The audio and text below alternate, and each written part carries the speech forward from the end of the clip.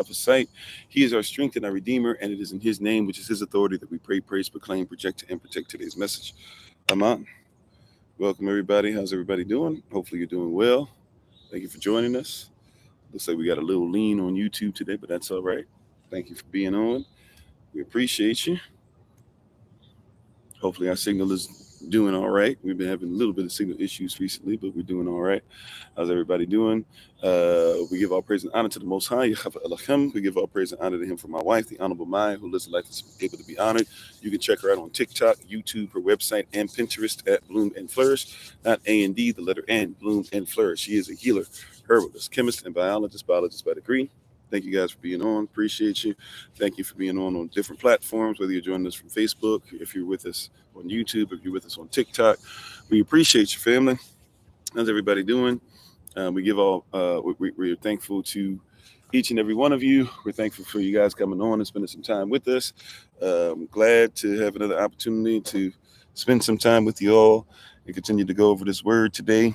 To the moderators, to the ministers, to SOC, if it's your first time, if it's one time, many, to Lottie Dottie and everybody, we appreciate you so very much. And we're thankful and grateful to you for being on with us today. As a reminder, tomorrow, those that are in Georgia, we're going to be meeting in the middle of Georgia and having a meet up there. We're asking that everybody this time bring your own food with you, or be prepared to get something, or just be prepared to chill out. But we'll be meeting somewhere in a nice little park, nice little area, hopefully. I haven't been there yet, but seems like everything will be fine for the meetup. So hopefully you guys will be able to join us there, and you'll enjoy yourself if you're going to be meeting up with us there. But thank you guys for being on today. Today, I would like to talk about the purpose of being alone. The purpose of being alone. Everybody feels lonely at times. Everybody says nobody wants to be around. My family's not acting right. My spouse not acting right. Nobody sees the mission. Nobody sees the vision. Nobody sees the journey. That can be true, right? But there's a purpose in your being set apart and being alone. Right, before we go deeper into it, let's say hello to everybody. How you doing, Brad? How you doing, Sister Joy? How you doing, Minister Shantae? How you doing, Stephen? How you doing, Karen? How are we doing? My wife is on, the Honorable Maya. Once again, check her out on TikTok, YouTube, her website, and Pinterest at Bloom and Flourish.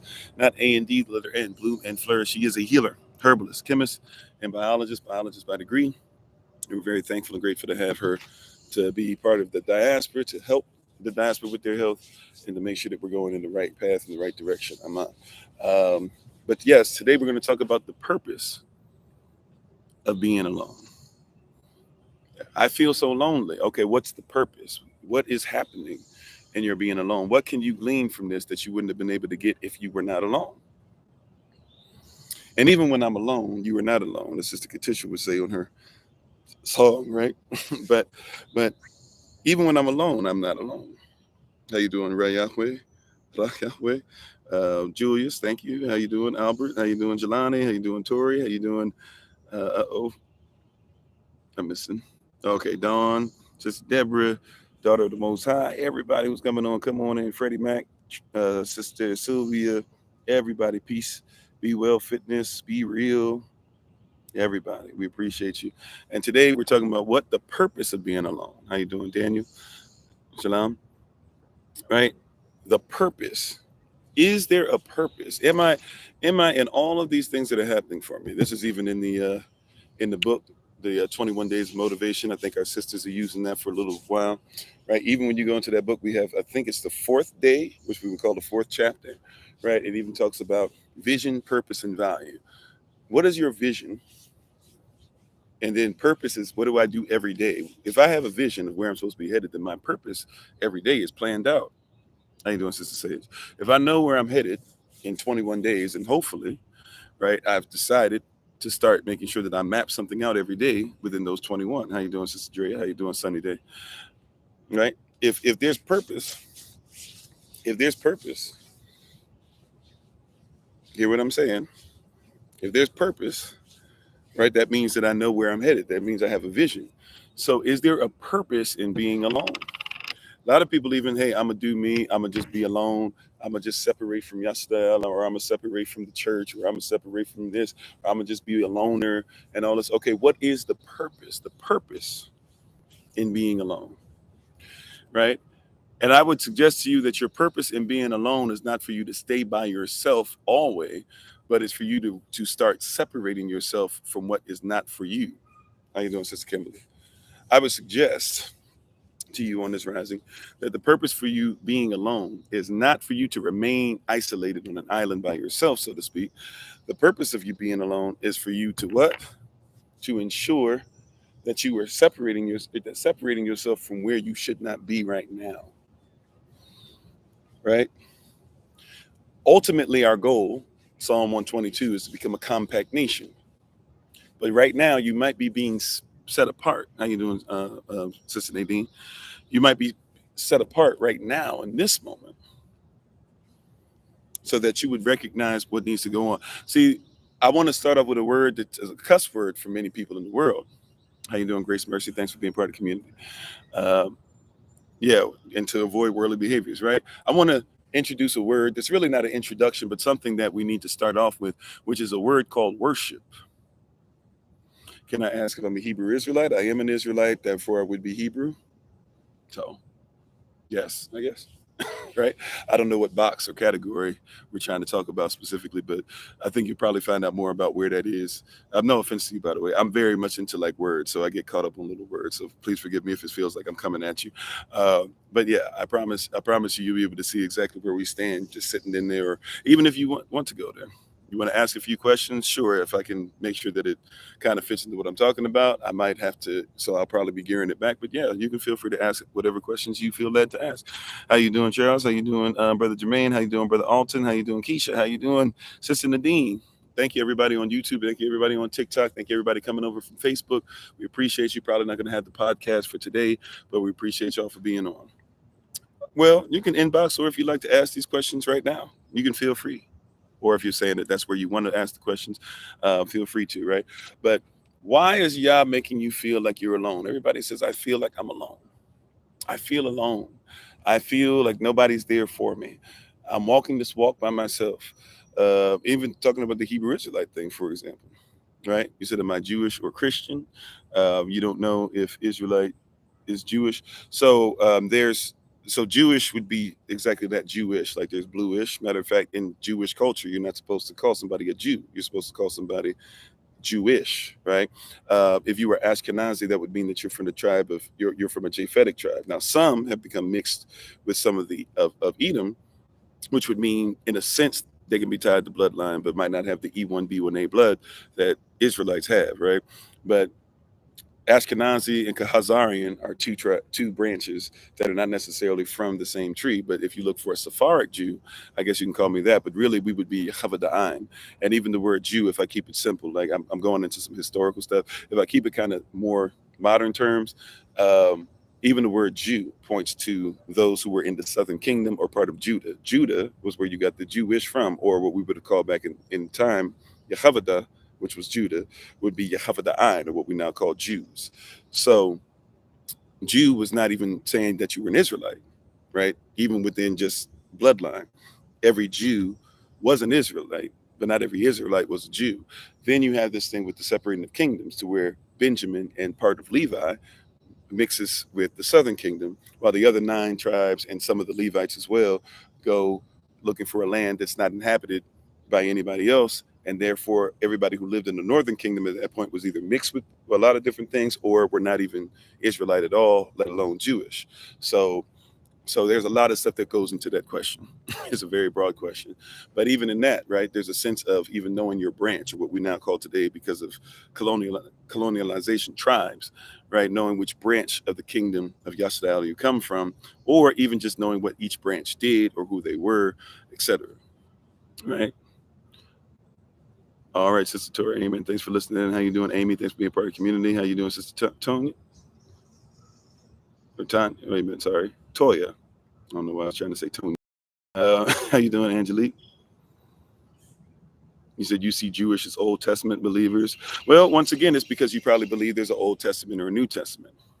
And there's no shade given to you for having that belief system. But the problem is somebody wrote those words in. Somebody wrote in Old Testament. Somebody wrote in New Testament.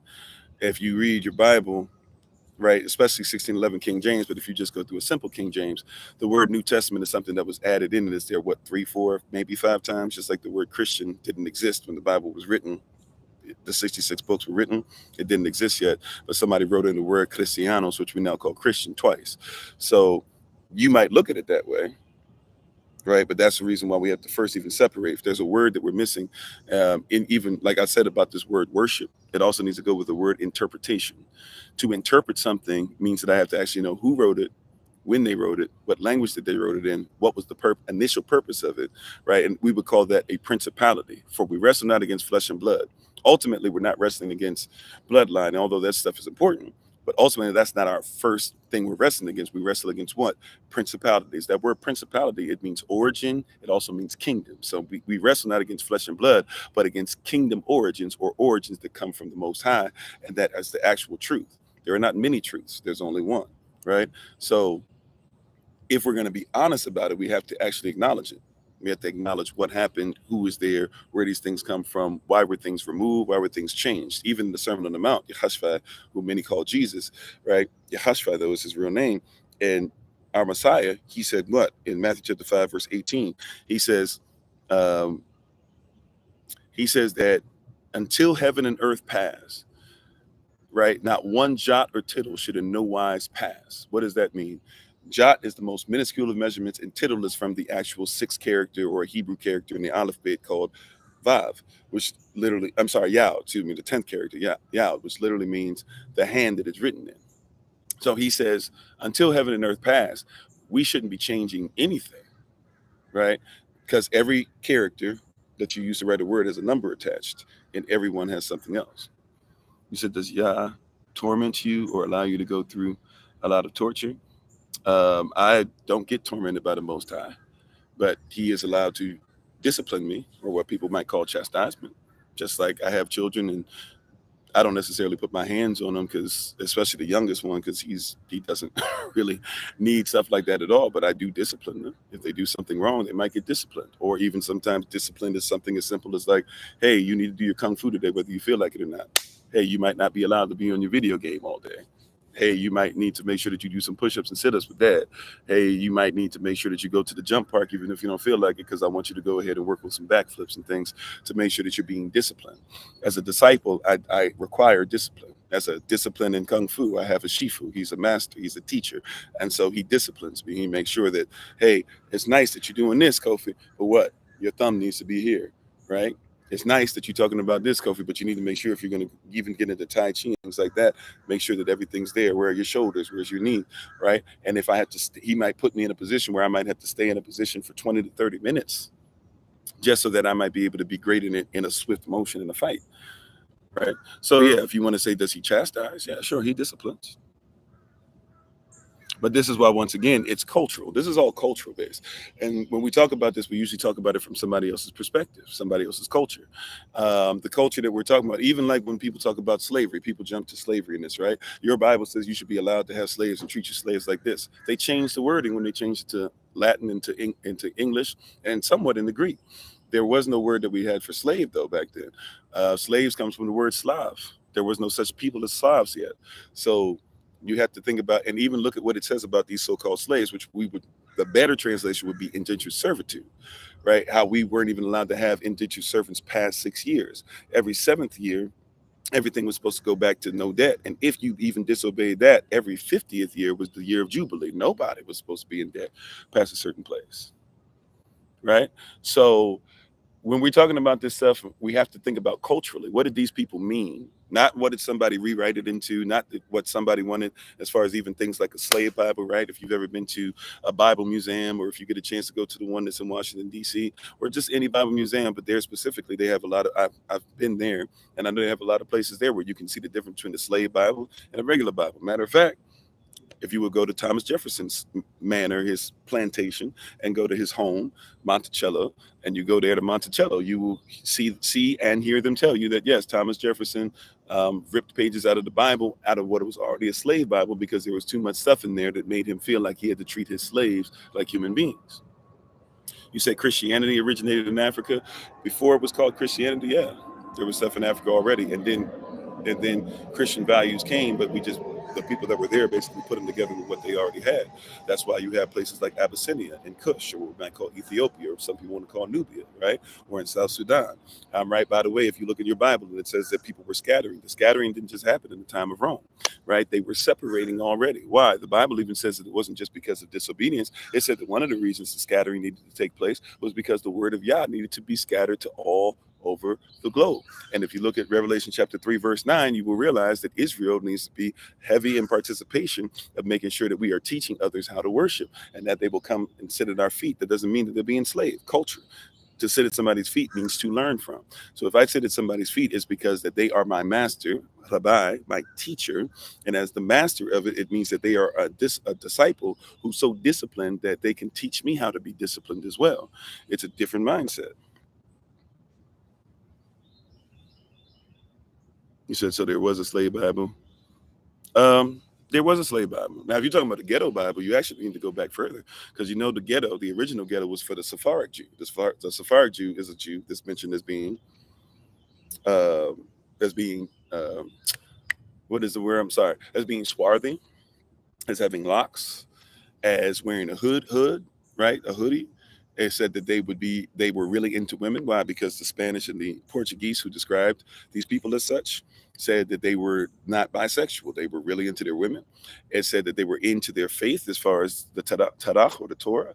And they said that these people would be on the street corner and they would be putting poetry over music. If you saw somebody do that today, you talk about that was somebody rapping over some music. So cultural references, right? Even when we're talking about it. But once again, here's the thing. You said it was the Bantu scroll. Yeah, the Bantu people were able to get some of this stuff. Once again, I just talked about it. If you look at the Bible, it tells you where they even traveled to. So you're going to have different dialects and different things like that. So once again, we're talking about the same thing. People are trying to argue who got there or who's better or who got there first, et cetera, et cetera. But once again, what is the purpose of being alone? You need to start separating from certain ideology, not you specifically, but we have to start separating from certain ideology that we've been given that are based off of ideals, not IDEA, but IDEAL, right?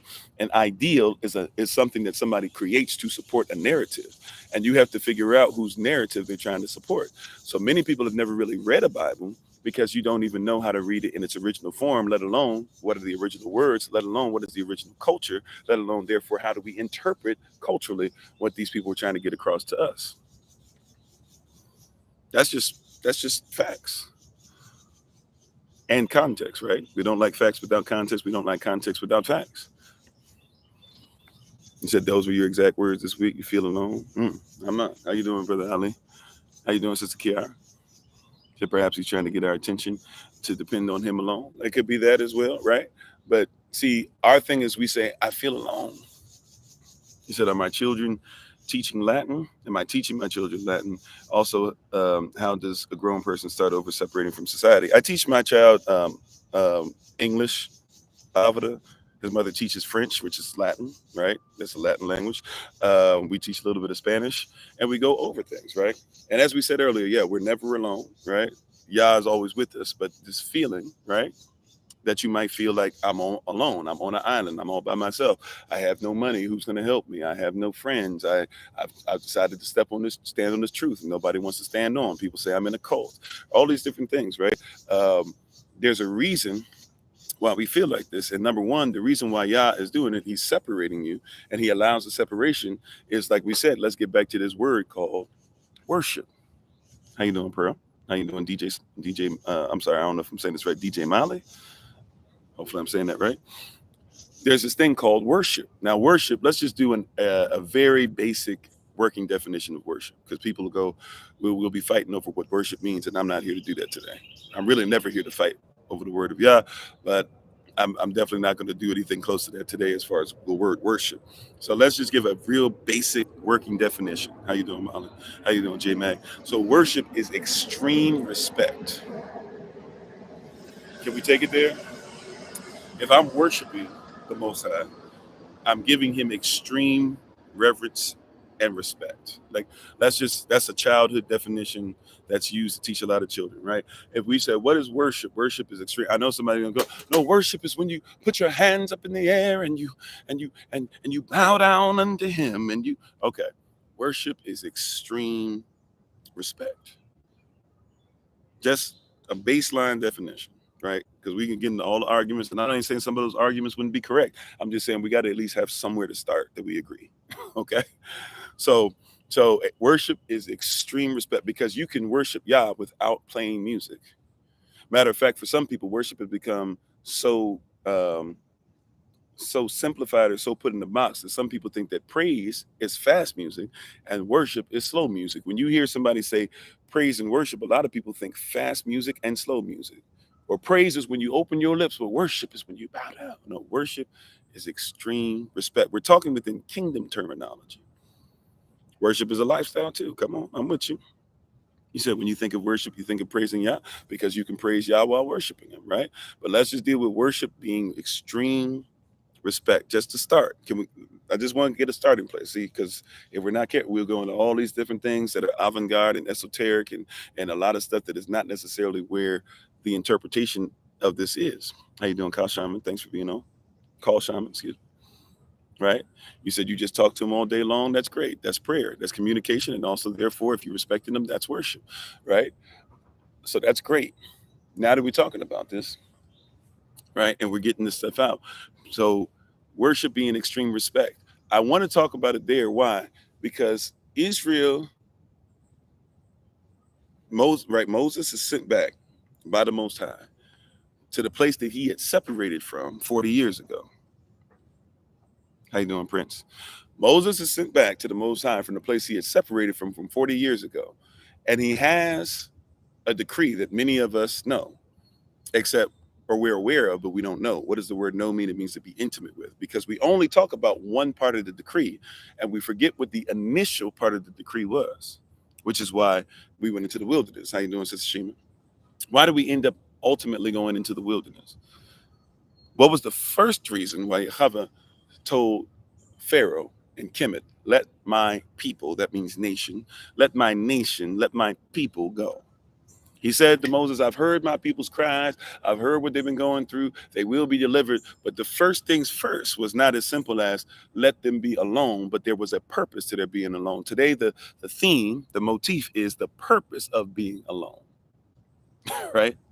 Today's motif, today's theme is what? The purpose of being alone. It's not just being alone. There is a purpose. There is a reason why he is separating you. There is a reason why he is setting you apart. Don't just talk about holiness. And by the way, to be holy, you got to be whole. You have to be one. Put a W before that H, right? Be ye holy as I am holy.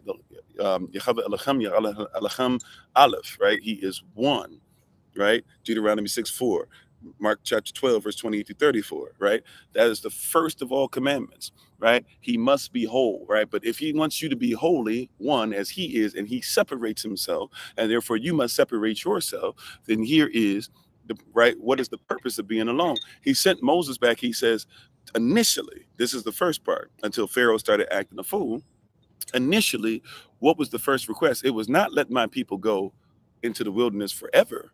It was let my people go into the wilderness, 3 days journey. That means 60 miles away from Kemet. So out there, 60 miles away from what people consider to be civilization. He said, let them go out there for 2 weeks, 14 days, to be able to do what? To worship me. See, one of the first reasons why you have to be set apart, right? He's sending messengers back. He's sending leaders back. He's sending pastors back. He's sending his word back. He's sending prophets back. He's sending evangelists back. The message needs to start being more clear. First things first, are you ready to get away from this system far enough and long enough so that you might learn what true worship, or once again, our baseline definition, our simple definition, our working definition, what it means to respect Yah? Because as long as you're in this system every day, you have to live by disrespecting Yah.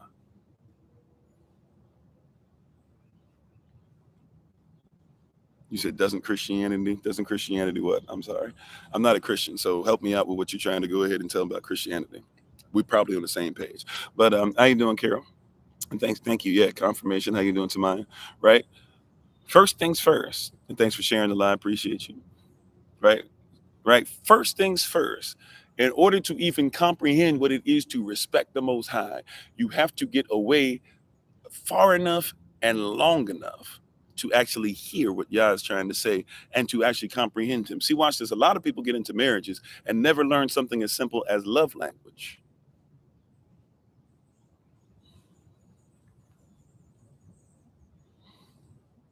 Right? A lot of people get into marriage and never even think about something as simple as love language. You don't even know what your partner's love language is. Are they into words of affirmation? Are they into acts of service? They don't care what you say, but they care what you do. Are they into gifts? You might be calling them a gold digger, but they might be happy with 50-cent Dollar Tree card.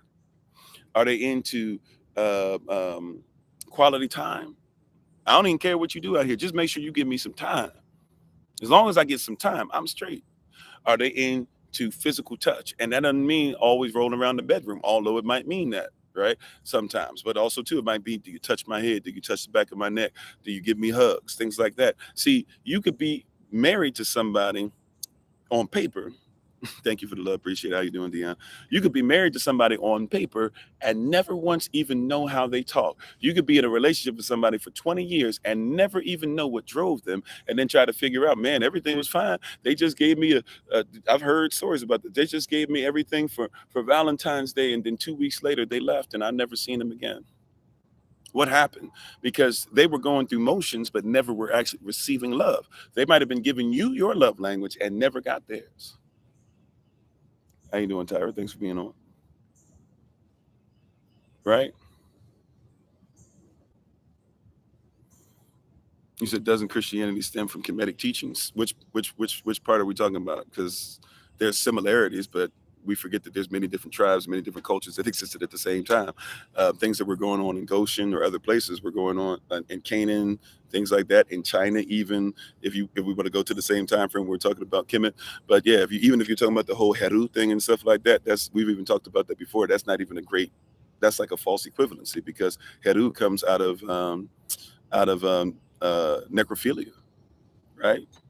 With Isis and Osiris. Osiris is now a zombie, or he's a dead person. She can't find his fathers. She makes an obelisk, right? And then they made George Washington the modern Osiris, and they made Columbia the modern Isis, right? And then everything that comes out of Columbia, out of that Congress building underneath her, is supposed to be the modern day Heru. And Heru, by the way, is somebody that can be, but Netchers operate different than Elohim, right? Just like gods operate different than Netchers, and Euregius operate different than Netchers, and deities and deists, they operate different than Netchers. So it's a different cultural thing. But I get what people say. Even people say, like, Horus had disciples, so did Yeshua. Well, Horus had 16 disciples that were supposed to be men and 4 disciples that were supposed to be spirits. Yeshua didn't have that. And there's many other people that had disciples. And by the way, even with that, if we're talking about Kemet, then we got to talk about first who? Cush. Because Kemet took from Cush and erased a lot of stuff that Cush did and said that it was ours, and they mismanaged the stuff that their big brother did. Just like a lot of people in America came from England and they crossed out a lot of stuff that's English, and they try to act like they're doing this stuff, and now they're doing even stuff that's wrong from the English, right? English common law is different than American common law, but you swear you have common law from your big brother, but you're not doing it, right? If you consider yourself to be a U.S. citizen. So yeah, so there's a lot of stuff that's in there, right? He said, yes, even Elohim tells the Israelites not to mess with the people of the mountain. Yeah, matter of fact, look at Ezekiel 34. Israel needs to have teachers that are teaching us correct on our mountain. Ezekiel 35, it says you got to speak against that Esau spirit. And Esau is your brother by blood, but he's not your brother in the spirit, right? You see what I'm saying? So we have a lot of stuff there. We're teaching on what, Sister Carol? I'm sorry. So we have a lot of stuff in the spirit. Oh, thank you, babe. My wife taking care of me again. I keep choosing spots where mosquitoes are everywhere. I got to make sure I start getting to some other locations again. I'm getting ate up out here. Oh, wow. I didn't even see that. My wife came out here. She found eggshells. A bunch of birds being born out here. I guess they're above us somewhere. There must be a nest up somewhere. Right. That's a pretty color. Yeah. I like that color. Birds being born all over the place. Right. But but but see, we have to recognize once again culture. Cultural representation is important and comprehension in everything we do. Cultural representation is important in representation of everything that we do. Everything we're going to talk about, we got to talk about some culture. I praise y'all for my wife, the herbalist, in her business and doing all this stuff. I get stuff for free that people don't get. Mosquito repellent that's natural and helps the body. At the same time, praise y'all. It doesn't just ward off mosquitoes, it actually blesses you. That's the way y'all's nature should work anyways, right? So I'm just trying to say that you're having, the first thing we got to talk about is you might be being, is not might, you are being separated for worship. How you doing, Yehuda? DeMarcus says, so how do we separate from the system and come back to our original culture? Well, once again, first of all, get as far away. So we're trying, yeah. So we're gonna get there through this. DeMarcus, great question, right? So I'm in my everyday walk, mentally, spiritually, emotionally, physically. Now, yes, I can go through stuff, but a lot of stuff, that's why we teach a lot of stuff offline, because people don't actually follow directions. This is going back to what somebody was saying earlier. So does Yah torture? But he does chastise, he disciplines. And it doesn't mean that he always pulls off a belt to spank me. He disciplines. He disciplines his people, right? And if I say I'm a leader of any type of environment, I must be disciplined. So a lot of stuff that we would say, I mention these things, but also I tell people this for educational purposes only, because I'll say DS11 forum. People be out here just being like, oh yeah, I know exactly how to do this and how to do that. It's like, no, you don't. There's a specific way you have to fill out the DS11 form. But even with that, right, then W8BN, there's a specific way you have to set that up. But even with that being said, you still have to live everyday life, right? You have to separate physically as much as possible. You have to try to make sure you grow your own food as much as possible. You have to make sure you own land as much as possible. See, it's about separating so you can worship Yah separately. And then you can start talking about rendering Caesar's things to Caesar and Elohim to Elohim. Isn't that always interesting that people use that scripture? Right? Right? Isn't it? Well, that's great, right? So you worship creator and nature. I worship the creator who created nature, and therefore I follow natural law, which is out of universal law, which is out of kingdom law, right? So kingdom law says what? Kingdom law says that there's the laws of a kingdom, a domain in which a king is in. Then there's marital law. Technically, we're supposed to be married unto him in the spirit, right? Then there's something called universal law. Universal law means what? The law of the universe. Now, what does the law of the universe mean? By the way, laws don't give rights, laws protect rights. We got to make sure that we get that, right? So you have a right to do a lot of stuff, but there's also laws to protect those rights. There's also people to protect you. There's also laws to protect some of us from you doing whatever you want. You have a right to do whatever you want. You have a right to go out here and hurt somebody. If you do, there's a law to protect the rest of society from you. That's what laws exist for, right? So if we talk about kingdom law, marital law, right, and then there's this thing called universal law. The word universe means universe. Uni means one, and verse means a sentence. So a universe is a single spoken sentence, right? So in universal law, there's a single spoken sentence that protects my eternal rights. If I want a right to not live where I want to eternally or to be involved with eternal principles, I have that right, but there have to be laws that protect you to do whatever you want, to be protected from eternity, and laws that protect me to stay in eternity, right? So if I have a universe, I must admit that the universe means a single spoken sentence. So what is that single spoken sentence? Well, I have to separate enough and long enough, even in my study habits, to comprehend what's going on. All right, Albert, thank you so much for being on. Be safe out there. How you doing, Big Roy? So if I'm talking about the universal law, I'm talking about a law that comes out of a single spoken sentence. So I have to figure out who the king is who spoke the universal law. What is the first universal sentence? What is the first thing in Barashat, or you call Genesis now? What is the first sentence? Barashat bara alacham at shamayam at arat, which really should be interpreted as in beginning created Elohim towards the choir or the heaven and at arat and the earth. That is the first sentence. Or really,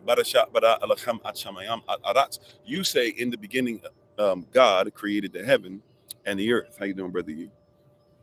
But that was a universal statement. That was a universe. That's what a universe is, a single spoken sentence. Anything else spoken within that are verses that come out of the initial universe.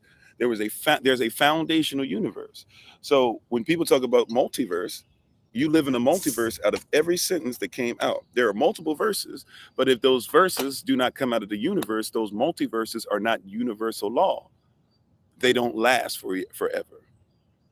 They can't go together. How you doing, Sister Michelle? Right? But if you use different verses, multiple verses, multiverse that come out of a universe, right? Out of the universe, the single spoken sentence, then those things are there. Universe, uni, una, uno, right? Uni literally means one. Unai, right? You means one, and verse means a sentence or a spoken sentence. So when you put that together, the universe is a single or one, a single spoken sentence. And by the way, holiness is what? Holy is one. So if you're going to be one with the universe, you have to be one with the sentence, and therefore you have to be one with the one who spoke the sentence. What are we talking about today? The purpose of being alone. You might feel alone, but one of the reasons why we feel alone is because Yah is trying to separate you into a universe. It's only one verse that really is going to be the foundation for everything. What is the first word in that verse? Barashat. Barashat literally means in Hebrew, if you break down the characters, because like I said, each character has a meaning. There's 6 characters that make up that word. Bit, Aleph, Resh, Shin, Yao, Tav. And when you put those together, it literally means the son who comes out the right family becomes our head, the son who comes out the right family, who's one with the Father, becomes our head, being destroyed, being led by the Holy Spirit to the place that it's finished, or also known as the Tav, which is also known as the cross.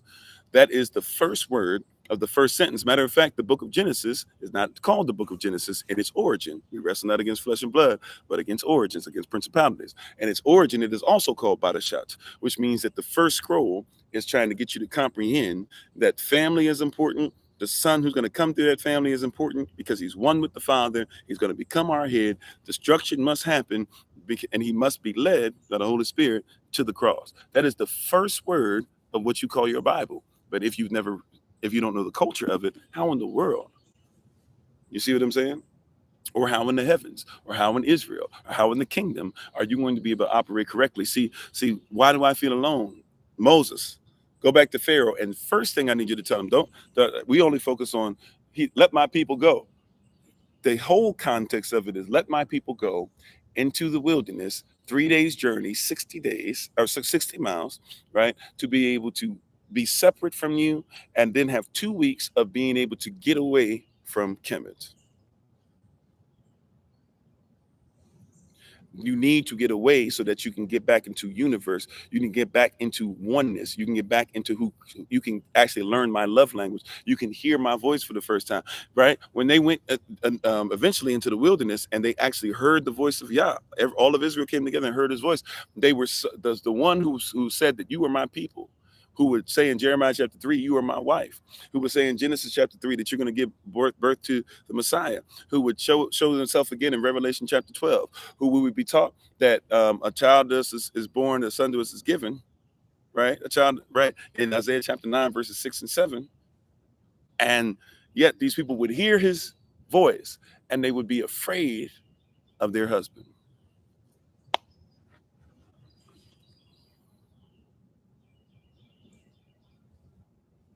How you doing, Sister Austin? If I didn't say so already, I think I did. You hear what I'm saying? How you doing, Brother Henry? You hear what I'm saying? Like you, if you're not careful, can be so into this modern Kemet, right? And we're talking about a Kemet as a representation. I'm not saying every Kemetic person is bad, right? They were so afraid, right? You can be so into this and swear that you are the children of Yah, which you are physically, possibly. But you can be the children of Yah and then hear his voice and be sore afraid. Come on, Sister Dawn. You can be so into all this stuff and then hear his voice and realize that you are sore afraid. He said, first things first, I need my people to leave because they don't even know my voice. If they heard my voice, if they knew my true passion, my true will, right? Some of you have had this experience. When you found out what Yah really, who he really was and what you really were supposed to be doing, part of you became really afraid. Well, not even necessarily because of guilt, could be, but some people because, oh, wait a minute, I've been saying his name wrong. Oh, wait a minute, like I'm actually like celebrating holy days that are not biblical. Oh, wait a minute, Easter comes from Ishtar. Like people learn the truth and they become what? Sore afraid, right? But you must become alone. And why? Because you need to learn how to worship. And in the beginning of learning how to worship, I know everybody wants you to talk about it's the release and it's the throwing up of hands. But one of the things that's going to happen when you learn how to worship is that you will become sore afraid. You will become very afraid, right? It's not even fear. Fear is respect of Yahweh, and that needs to come and show up. But that's not even what we're talking about. It's not going to be that you're fearful. It's going to be that you're going to actually become afraid. You might feel unworthy after a while. These are things that become natural, right? But they were afraid because they had never heard his voice. But they went from being afraid to saying, okay, we'll follow. Because see, they were trying to talk bad and jump back with Moses and all this stuff. But when you hear his voice, right? Waters have been opened up, but they were still trying to talk bad. But when you hear his voice, the ground opened up and swallowed up people whole, and snakes came out and bit people and stuff. And Moses prayed, and you would think that would be enough, but when you hear his voice, it does something to you. You're this universe. You have not heard the universe. You have not heard the one. You have not heard the sentence. You have not heard the one who created the universe by speaking a single sentence. The universe is a single spoken sentence. This is why Yah cannot lie. If he ever were to lie, it means that the universe has to dissolve.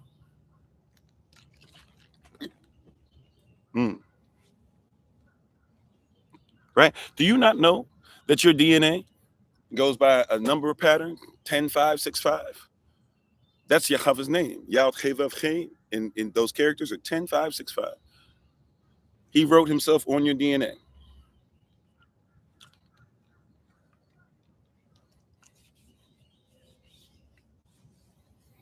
Right? Do you know that there are some human beings that have 9 cycles, but there are some human beings that have 6 cycles?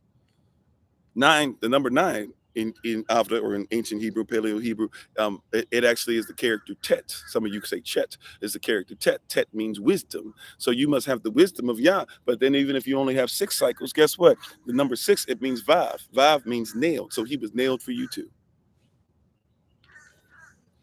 If he lies about anything, the whole thing unravels.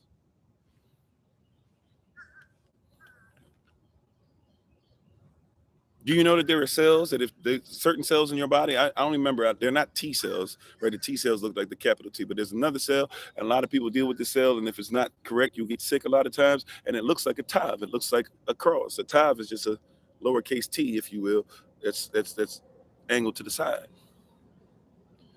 If he lies about, so he used the tav to be able to save to what made you sick. If he lies about anything, it all falls apart. We've got to be in the universe, see, and we've got to be into the universe. A lot of people live in the universe or live around the universe.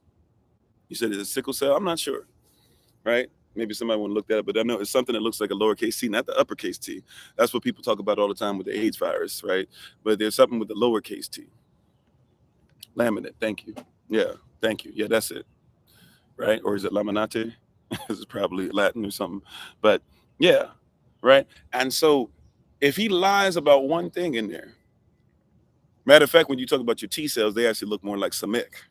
If you look at the uppercase T, right, and then you know the Hebrew characters that I'm talking about. But if he lies about anything, then everything has to fall apart. This is a universal statement. This is why there are certain things that are universal. If it's not universal, then it's not from Yah, because he's the one who spoke the universe a single spoken sentence into existence. No, I haven't seen the movie Nines. I don't even know what it's about, in all honesty. Yeah, he spoke us into existence, even our DNA. And by the way, you have something called DNA memory. There have been people who have talked about how they've taken DNA and tried to make it to where it's something that's like a drop on the tip of your finger, and they've actually used it to see how much memory it could hold, and they found out that it holds more memory than football fields worth of work, football fields filled with supercomputers.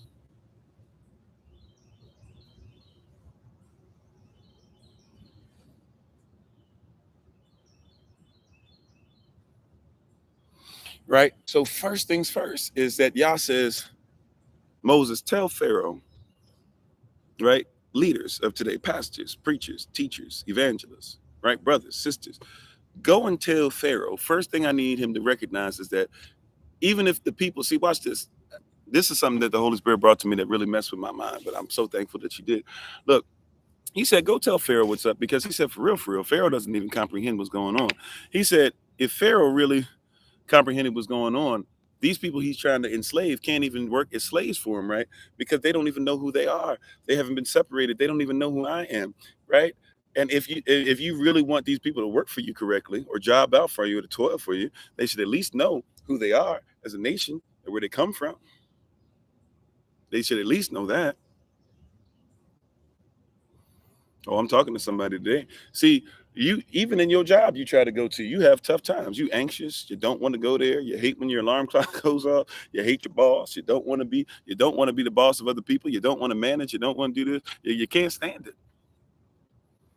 He said, even if you're going to be in Kemet, even if you're going to be in this wicked system, even if you're going to be in the world, even if you're going to be in Babylon, even if you're going to be in modern day Rome, even if you're going to be in the Medo Persians, even if you're going to be in the Greek philosophy, he said, at least the bare minimum you could do is make sure that you worship. Okay, Miss Queen, how you doing? Happy born day to you. The least you could do is what? Is separate yourself long enough to worship the Most High, that you could be of some value. If the world comprehended this, they would let you worship, because at least you'd be more valuable. A lot of you are starting to lose your value because you're in a system that's so wicked and chaotic, and you get further and further away from yourself, and you get further and further away from universal law, and you get further and further away from natural law, and you get further and further away from substantive law, and you get further and further away from public and private law, and you're further and further away from procedural and remedial law, and you're further and further away from the law of attraction, the law first mentioned, and you're further and further away from common law, and from admiralty law, and from maritime law, and from law of equity. You got so far away from stuff, you don't even know how law works. Now you're so far, right? And you feel alone, and you feel lonely. Why? Because you don't even know the one who lives inside of you. If he can live inside of you, because your temple might be messed up. If Pharaoh, if the corporation known as the United States, 28 USC 300215 A, B, and C, declare that the United States is a corporation, it's a board, and it's an instrument to be traded, it is not a country, right? So if the pharaohs, if the leaders, if the ones who have the most capital and capitalism in charge of the corporation called the United States, right? If they really knew what they needed to know about you, if they really would allow you to be yourself, you would actually be better as what they're trying to make you. But they don't even know how to manage their indentured servants, or what you even want to try to call, because you only know in English and what people have changed it to over time. So even if you want to use this term slave, they don't even know how to manage their slaves. No wonder their slaves are acting up. How you doing, Sister Monica? Thanks for being part of the community. How you doing, David? No wonder these slaves are out here cutting up. No wonder these slaves are going and taking guns and walking into schools and walking into businesses and walking into post offices and walking to certain places. And they're walking into, right? No wonder you have Unabombers, right? No wonder you have sex cults with Manson. No wonder you have people who worship Marilyn Manson now, who's telling you straight up, we're on our way to hell. Yeah, people done gone postal. It shouldn't be surprising to us that a place that when people go postal, that the post office doesn't make any money anymore and is always in decline, is always in the red. Because even these slaves that are trying their best to make sure that they are slaved out for their family as best they can, so they can make sure that they can take care of their family, even they lose their mind. No wonder the people in the military are the people that I have to be worried about when it comes to women in the military, because men in the military are the ones who violate women in the military more than anybody else. And you would think they would protect them. But see, you have people that are far gone and you feel alone. But I'm here today to tell you the purpose of being alone. And first things first, we got to talk about your worship. How you doing, Angelique, if I didn't say so already? To evil men and seducers will wax worse and worse. Amen. How you doing, SALM? Right? IG models, yeah. People like that. I don't know what is OF model. Sorry. I don't know, I don't know what that is. You said there's a devil loose. That's the problem. Sure, the devil has something called the water that comes out of his mouth in Revelation chapter 12, representing his people. And the people try to get to Israel, supposed to be separated and alone, right? But he can't get to that in Revelation 12 because there's a standard that's been protected to protect the woman that has 12 crowns, who's gone into the wilderness to wait for Shamayama, for heaven, right, to meet earth. Therefore, what? So now in Revelation 13, these people, out of the water comes what? A beast, a government that comes from 7 different things that have existed. We can look at the 7 different main governments that affect everything to this day. One government we thought was dead, but it's come back to life, right? And now the beast, right, out of that Roman Catholic government, now the second beast, it speaks like it has the authority of that, and it sounds like the lamb. It sounds more like the lamb, but it still has the voice of the serpent. So yes, the devil is very important in this, but once again, separation, not segregation even, but separation. It's our pleasure. Thank you for being on, right?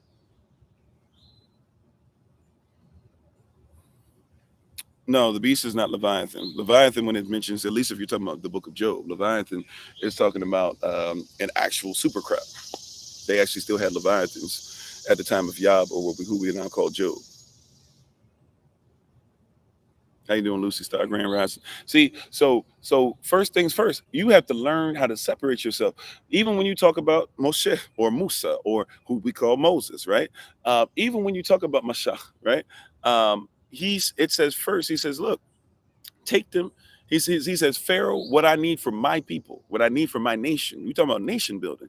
Even if you want to go to your Bible, what I need for my nation is what? I need for my nation to leave, right? I need for this nation to leave. Tell him to leave, that they might go 3 days journey, 60 miles away, that they might be able to worship me for 2 weeks. It starts with worship. See, no matter what, see, this is one of the things that we have.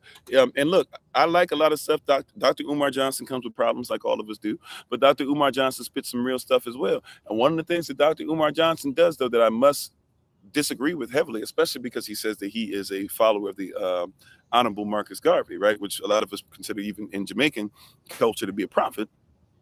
I must not agree with him, because even Marcus Garvey doesn't agree with him, that we don't need quote unquote religion. Now, religion just literally means a legion of people that repetitively do the same thing. So if you're drinking water today like I am, then technically we share the same religion. That's all the word religion really means. We kind of make words that shouldn't mean as much as what we made them into, more than what they should be, and we kind of do the reverse with other words, right? But even Marcus Garvey talks about Israel, talks about Ethiopia, which would be what? Which would be Cush, which would be, right, the predecessor to Kemet.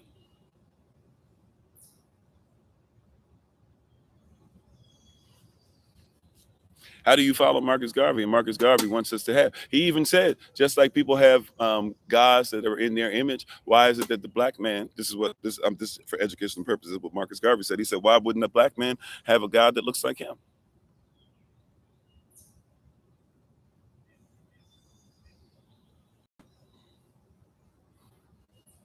And I'm sorry, I do. Is it Xavier? Xavier? Thanks for being part of the community. Appreciate it. You said I understand the perspective and the sense of why separating religious has a stagnant. Well, I agree with that, sure. But guess what? Every nation had. See, your problem is not see, watch this. Our problem, and I agree with you, right? But I'm gonna say this: our problem is not that we have religion. Everybody has religion. Umar has religion. He just doesn't want to call it that, right? Everybody has religion. You have something you do that a lot of people do every day. Matter of fact, he's even said, "My religion is Black empowerment," right? My religion is Afrocentric principles. So he would even say that he has religion, right? The problem is not that there's religion. The problem is not that there's even multiple things that are worshiped. The problem is that we don't worship the same being. And this is where it gets problematic, and people think that I'm hateful and spiteful. But every kingdom that you see operate, guess what they had to do? They had to make sure everybody was on the same page religion-wise. Greek mythology was not a big thing because Greece was not a nation until they had to go against the Persians.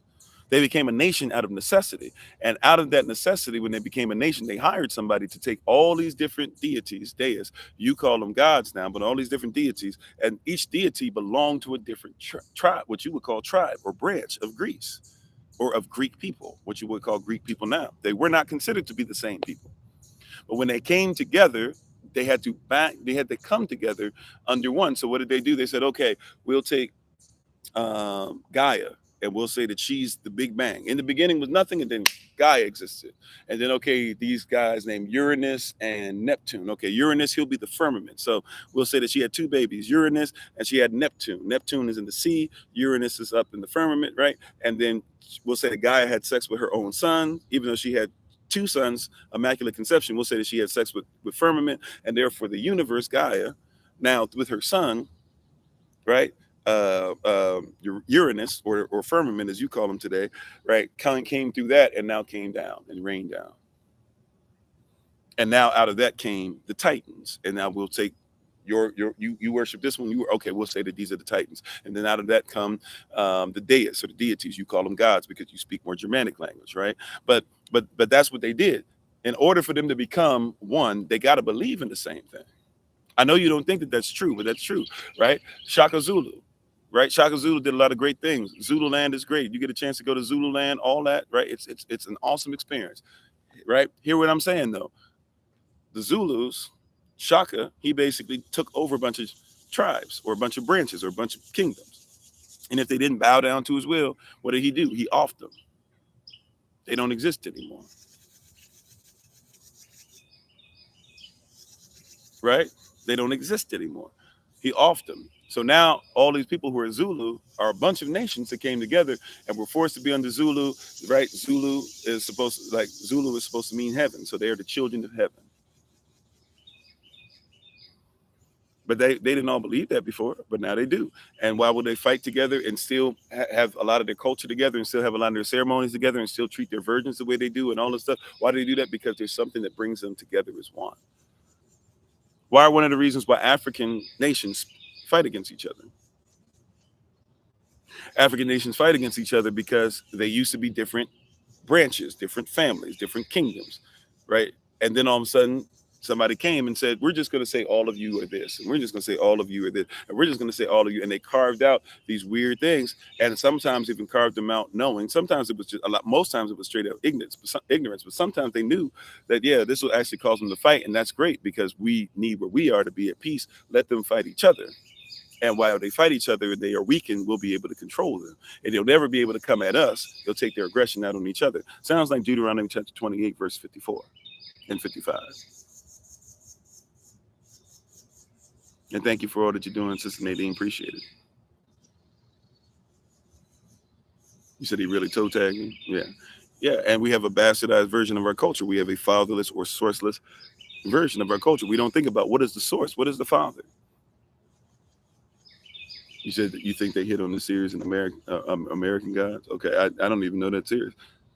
I got to catch up, I guess, if I ever had the time. Yeah, and it's sad because we feed into all this. See, you used to have your own culture, and you used to have your own language, and you used to have your own people. And watch this, when you married into other branches or other families or other kingdoms, or as you now call it, because we've had ourselves dumbed down. Now we say when we married into other tribes, when we married into different families, right? Culture had to be represented. Go to Cameroon, and in Cameroon, and this goes for everywhere, but I'm gonna just talk about one person. Go to or one country, if you will. Go to Cameroon, and wives learn the languages of their husbands. Husbands try to do it too, but wives learn it faster. You know why? Because wives are going to be some of the best teachers of the children, as the fathers are doing what's necessary. The fathers ultimately have to train the children up too and set a tone. But wives are usually going to be, if everything works out the way that most people like, wives are usually being home. So they learn languages faster and they teach it, right? And all the languages talk about all the cultures. So the children grow up learning 5, 6, 7, 8, 9, 10, 14 languages. because they need to make sure that everybody comprehends what culture are we talking about. But ultimately in the house, there's really only going to be one supreme. See, our mindset with this stuff is not even thinking about how people operate. In your mindset, the only culture that matters is whose. I'm gonna let you put it in the chat, because if I say it, they'll say I'm being.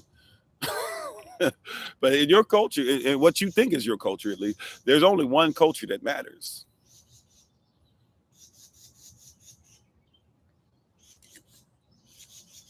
This is why it's disgusting when I hear a brother sitting there talking about, "Man, this is disgusting. These people in here talking Spanish and stuff. They don't even speak American. They don't even speak English in here. This jive crazy, man, out here. That can't even understand. They can't do this. They can't do that. They don't even speak American, bro. They don't even speak English, bro. First of all, you don't speak English. Secondly, people are supposed to have different languages. They're not supposed to be all the same. I won't even say supposed to. We were technically at one point supposed to all speak the same language. The problem is there's multiple languages we have to deal with because people were trying their best to scale up to the heaven, and we had to have that introduced. But see, there's something called dialect. See, this is one of the problems even with us. See, why is y'all? What do we talk about today? The purpose of being alone. You have not been alone enough yet to even realize and recognize the reason to learn even dialects. You have not even been alone enough yet to comprehend the reason why you need to learn at least some of your language. You have not been alone long enough yet to even hear Yah's language, because Yah's original language, Ravak HaKodash, through the Holy Spirit, right? The Holy Spirit spoke to Adam in the day, right? You in your Bible is written as the cool of the day, but look up that word cool, and you'll discover that word cool is actually talking about Ravak HaKodash, the Holy Spirit. So Adam spoke to the Holy Spirit. And the language of Adam, if you do your research, is the language of Enoch, because Enoch and Adam knew each other and talked to each other. Enoch did Adam's funeral. So if Enoch spoke that, then Enoch's great grandson, Noah, spoke that. And if Noah spoke that, that means Noah's son, Shem, spoke that. And if Shem spoke that, that means that Shem's son, Peleg, spoke that. And if Shem's son, Peleg, spoke that, that means that ultimately Tehran spoke that. Why is that important? Because if Tehran spoke that, that means Abraham spoke that. And if Abraham spoke that, right, then that means that who, right? And by the way, Abraham and Tehran, they actually knew Shem. So if Abraham spoke that, then that means that Isaac spoke that. And if Isaac spoke that, then guess what? That means that Jacob spoke that, who is Yisrael. And if Yisrael spoke that, that means that Yehovah or Judah spoke that. And if Judah spoke that, let's go down a little bit, then that means that who we call today,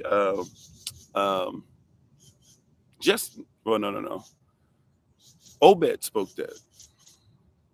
By the way, I missed one, right? We got to talk about Boaz spoke that. But if we talk about Boaz spoke that, then we just a little bit removed from what? Because that means Boaz and Ruth spoke that. So that means that we got to get to who? We got to get to Obed spoke that. And if Obed spoke that, that means that Jesse spoke that. And if Jesse spoke that, then David spoke that. And if David spoke that, then Solomon spoke that. And if Solomon spoke that, let's just go ahead and fast forward all the way. Then that means that Joseph would have spoke that, and Mary would have spoke that. And that means if they were speaking to Mary, then the angel would have spoken to them. And that, which means that Yehovah, who gave the message to the angel, must have spoke to the angel like that. And that means that Yehoshua, the Messiah, would have spoke that. Now we keep trying to switch it to other people's languages. Oh, it's Aramaic. Aramaic, the reason why you read stuff in Aramaic is because the Aramaics did not have their own writing. They had the writing of Yashta'al. They had phonetic writing. They had phonetic aleph bait, or alphabet, which you would call alphabet. See, but if you don't separate yourself long enough, you'll think that what I'm saying is crazy, because everybody else says, oh, that stuff doesn't matter, or they say only one culture matters. So why would you care to learn about language? Why would you care to learn about etymology? Why would you care to learn about proper interpretation? Why would you care to learn about the culture of what these people were? So when they wrote something, for example, we talked about this yesterday, John 14, let not your heart be troubled. If you believe in the Father, also believe in me. In my Father's house, there are many mansions. If it was not so, I would not have told you. And you think about that as when somebody dies, which it does have relevance to somebody who's going to have a glorified body again. However, the true relevance in what he's talking about is that I'm married to you. Why? Because in that type of culture, see, everything is cultural. Once again, every culture must be talked about and represented well and looked at correctly, right? So in that specific culture, right, you're talking about what would precede in marriage. And that wasn't even marriage, excuse me. That was in preparation for marriage, that the groom, who was already qualified to be a husband but had not slept with his wife, when he would sleep with his wife, that would mean their marriage was official. But they would have already done their paperwork to say that they were betrothed. So the groom, who would ultimately sleep with his wife, right, before he did so, he went to his father's house and added on to his father's house. That was called a mansion. Right. And the bride, this is Matthew 25, I'm skipping to now, but Matthew 25 would say that the wife would prepare herself and she would have oil in her lamp, preparing herself for her husband, so that when the husband finally came back and knocked on the door to complete the knocking ceremony that had already happened when they first got together, the two would be ready to have a ceremony and become one, and therefore go into the Father's mansion, that they might live together as husband and wife and have their first babies there, where the family could come and make sure that they helped them, so that the wife wasn't all by herself and the husband didn't feel like he was trying to do a lot of stuff all within himself. It was family oriented. See, watch this. How many sisters, some of y'all come from other countries, right? How many sisters found that in America it's actually more difficult to take care of your babies? And thanks for being on, Nasir Muhammad, right? A lot of sisters who are not from America will tell you that it's hard taking care of babies over here.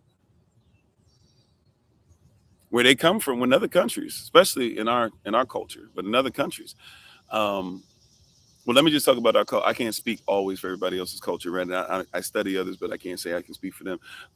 In our culture, a wife, a mother has a child, and when the mother has a child, she doesn't do anything except recover for 3 months. Outside of breastfeeding, she spent a little time with her baby, this and that or whatever, but she don't even really spend time with her husband like that. She needs to recover. She just became a living sacrifice. She almost died. In your culture, you might leave the hospital 2 days, and after you leave the hospital 2 days, 2 days later to 5 days later, you might be back at your job, and maybe you got paid for it, maybe you didn't.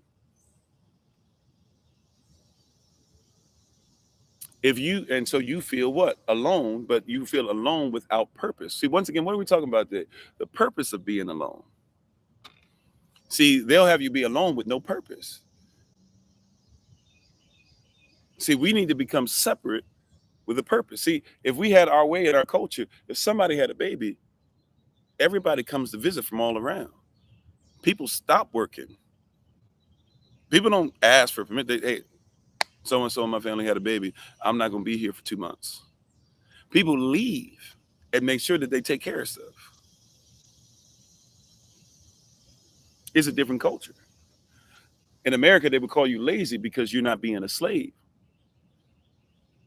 Slaves are supposed to have a baby in the field, right? Basically, a day or two later, get up and make sure that they're doing what they need to and have the baby breastfeeding from them while they're walking around and still, cutting sugar cane up, still picking cotton. You're not supposed to heal. Yeah, exactly. Keep it moving. No time to heal, no time to bond. We ain't got time for that. Matter of fact, hey, don't bond. Once your baby is old enough, put some stuff in the bottle. Whether you're breastfeeding, you're not even really breastfeeding, so you're still not getting oxytocin stuff. But whether you're going to give them stuff from your breast, or whether you're going to just go ahead and give them something that's formula, that's not healthy, right? And it's going to break bonds and stuff. We don't care about that. You need to go ahead and get that baby a babysitter. Get your mom to come over and watch them, maybe. But give them to a stranger. Look at the stranger's credentials, and once the credentials are okay, they should be trustworthy by American standards. What is that? No, mama, you breastfeed, you see your baby, but then after that, you rest. When your baby cries, unless the baby's crying because they need food, that's not on you. Matter of fact, we're going to teach you how to put a baby on a diaper on a baby, or reteach you, because you should have been helping when you were a little girl with somebody else that needed help. But we're going to reteach you because you're not going to be dealing with this baby. We're going to be the ones staying up, playing, doing all the stuff. You're going to do some of it, but you're going to be in your room sleep. That's what you do. That's what you do, is you need to rest. Husband, care for your wife, but hey, eventually you need to go do what you need to do out here. We got this. This is what the women of our culture would say. This is what they would teach us. Like, we come together as a unit. And we come together with a purpose. See, being alone, what is the purpose of being alone? Yah is not trying to separate you just for the sake of you staying separate from everybody else. There should be a purpose in being alone. People feel lonely because they have no purpose in being alone. When you're alone with no purpose, it feels really lonely. Now, I get it. Yes, Yah's with us. We're never truly alone. All that stuff, yes. But when you're alone, right, and you have no purpose, you don't feel, you feel lonely. Being alone should not automatically make me feel lonely. I'm not here to tell you that you should become comfortable with being lonely. I know some teachers who I look up to will tell you that. I don't believe you should feel great about being lonely. No, feel comfortable with being alone, but that only comes to what is the purpose of this. And back to what we first started with, worship. Pharaoh, let my people go into the wilderness, 3 days journey, right? That's 60 miles away, right? That they might worship me for 2 weeks. You need to get away as long as possible and as far as possible.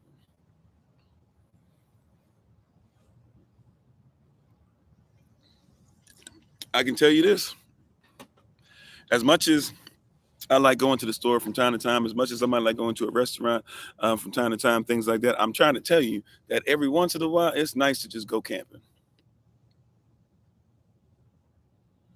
Every once in a while, it's nice to go to a beach that nobody else gets to go to.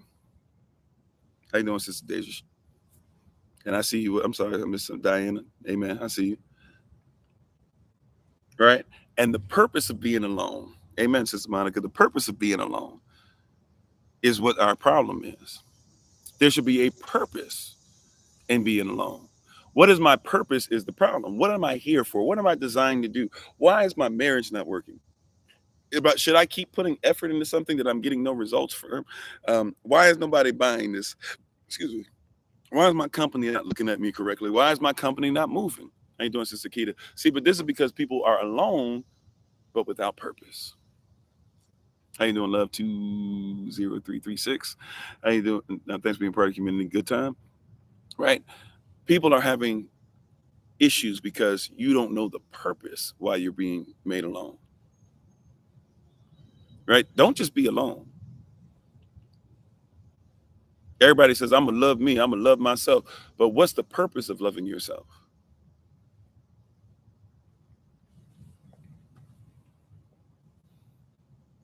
Don't skip over what I just said, right? What is the purpose in loving yourself? Is it for you to just stay alone, or is it for you to ultimately get to a group of people that are like-minded that you might be able to show that love towards them?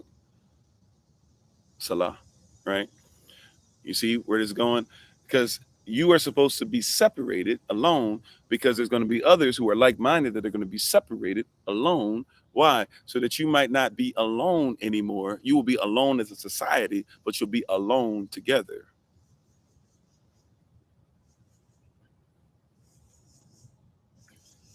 Uh-oh.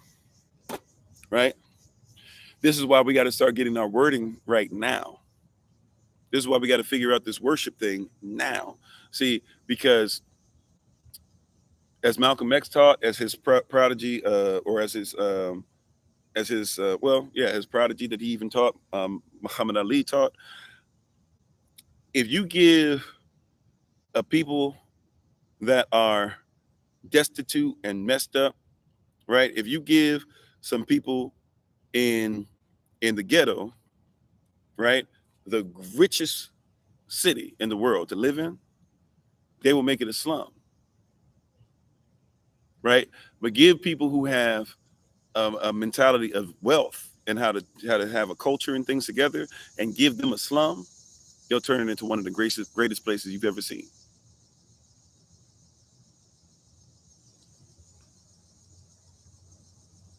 Yeah, I hear you, short circuit. Yeah. You see that? Like we got to get this stuff together now.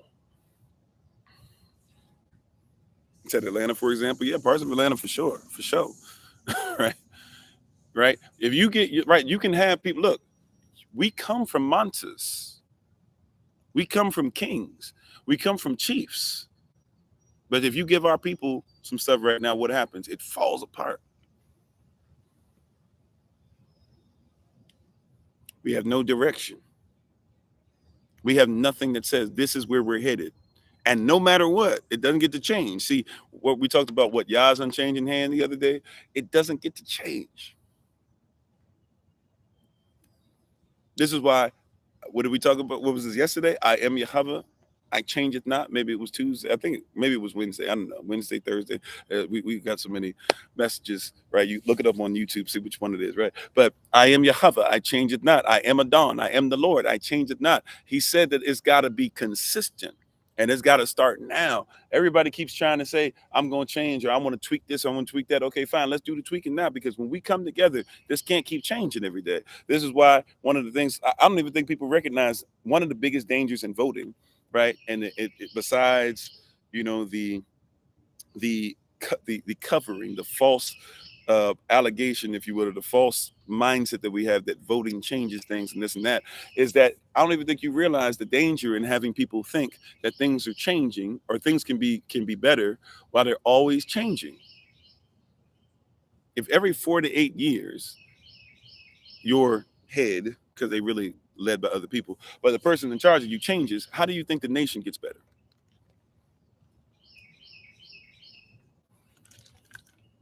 Uh-oh. Right? Come on, somebody. This is one of the problems that Israel had in the first place. Give us a king. We need a king like everybody else has a king. Give us a king. But Yah's your king. Give us a king. We want kings. Now you get all these different kings. Kept changing up. And all these kings had different sins. And now all these different sins keep changing up every whatever years. And now,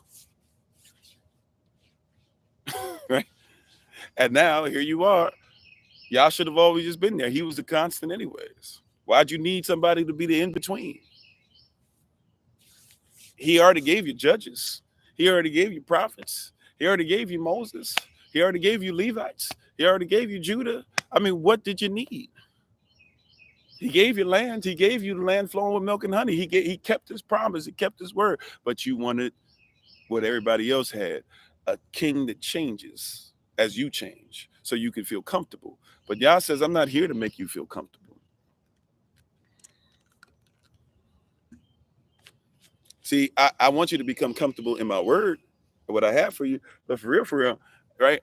I'm not here to make you feel comfortable because your mindset of comfort is what the world says.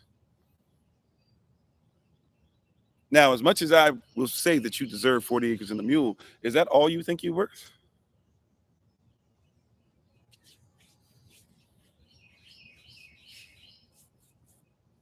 Uh-oh, I hit a nerve there. As comfortable as comfortable. Look, is that all you think you got coming?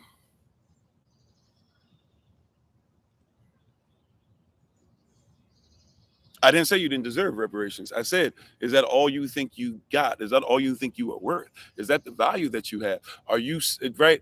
Are you so enamored with being alone, but not alone with purpose? See, if we can get 40 acres at some point,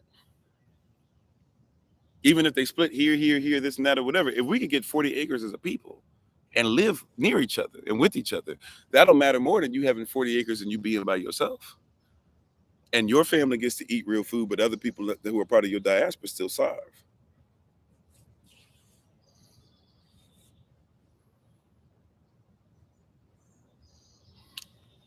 Come on. Come on, somebody. Let's be real. Right? Like all you see is yourself being alone, but alone without purpose is still gonna mess you up. We said this the other day about facts. The Holy Spirit is leading me to make a connection here.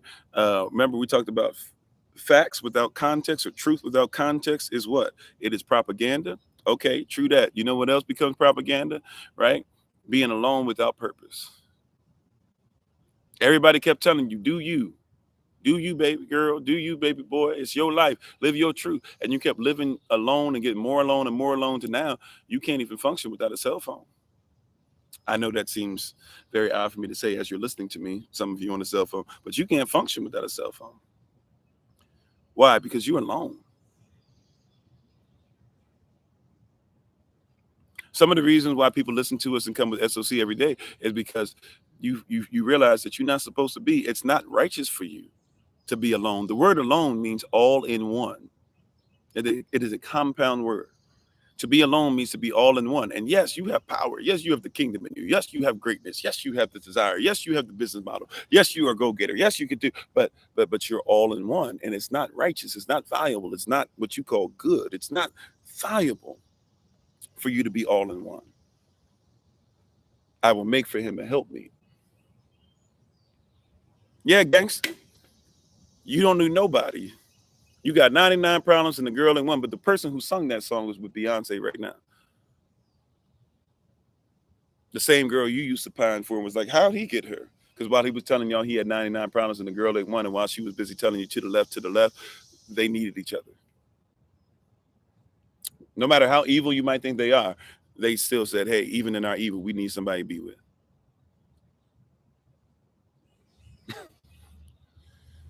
You got people who you swear are evil, but they use more principles, righteous principles, than you do. You hear what I'm saying? They use more righteous principles than we do, but you out here trying to figure out why are they by themselves? Why are they doing better? You got people with I don't know if I'm supposed to go where I was going. I'm gonna pray about that when I'm talking, when I'm turning. That might not be for everybody. Praise God. Thank you, Holy Spirit. Right. But you Ecclesiastes chapter 4, verse 9 through 12. Two are better than one, because they have a righteous reward for their labor. For if they fall, the one will lift up his fellow. But woe, that means cursed. But woe to him that is alone when he falleth, for he hath not another to help him up. Again, if two lie together, then they have heat. But how can one be warm alone? Hmm. And if one prevail against him, two shall withstand him. And a threefold cord is not quickly, or some of your versions say easily, broken.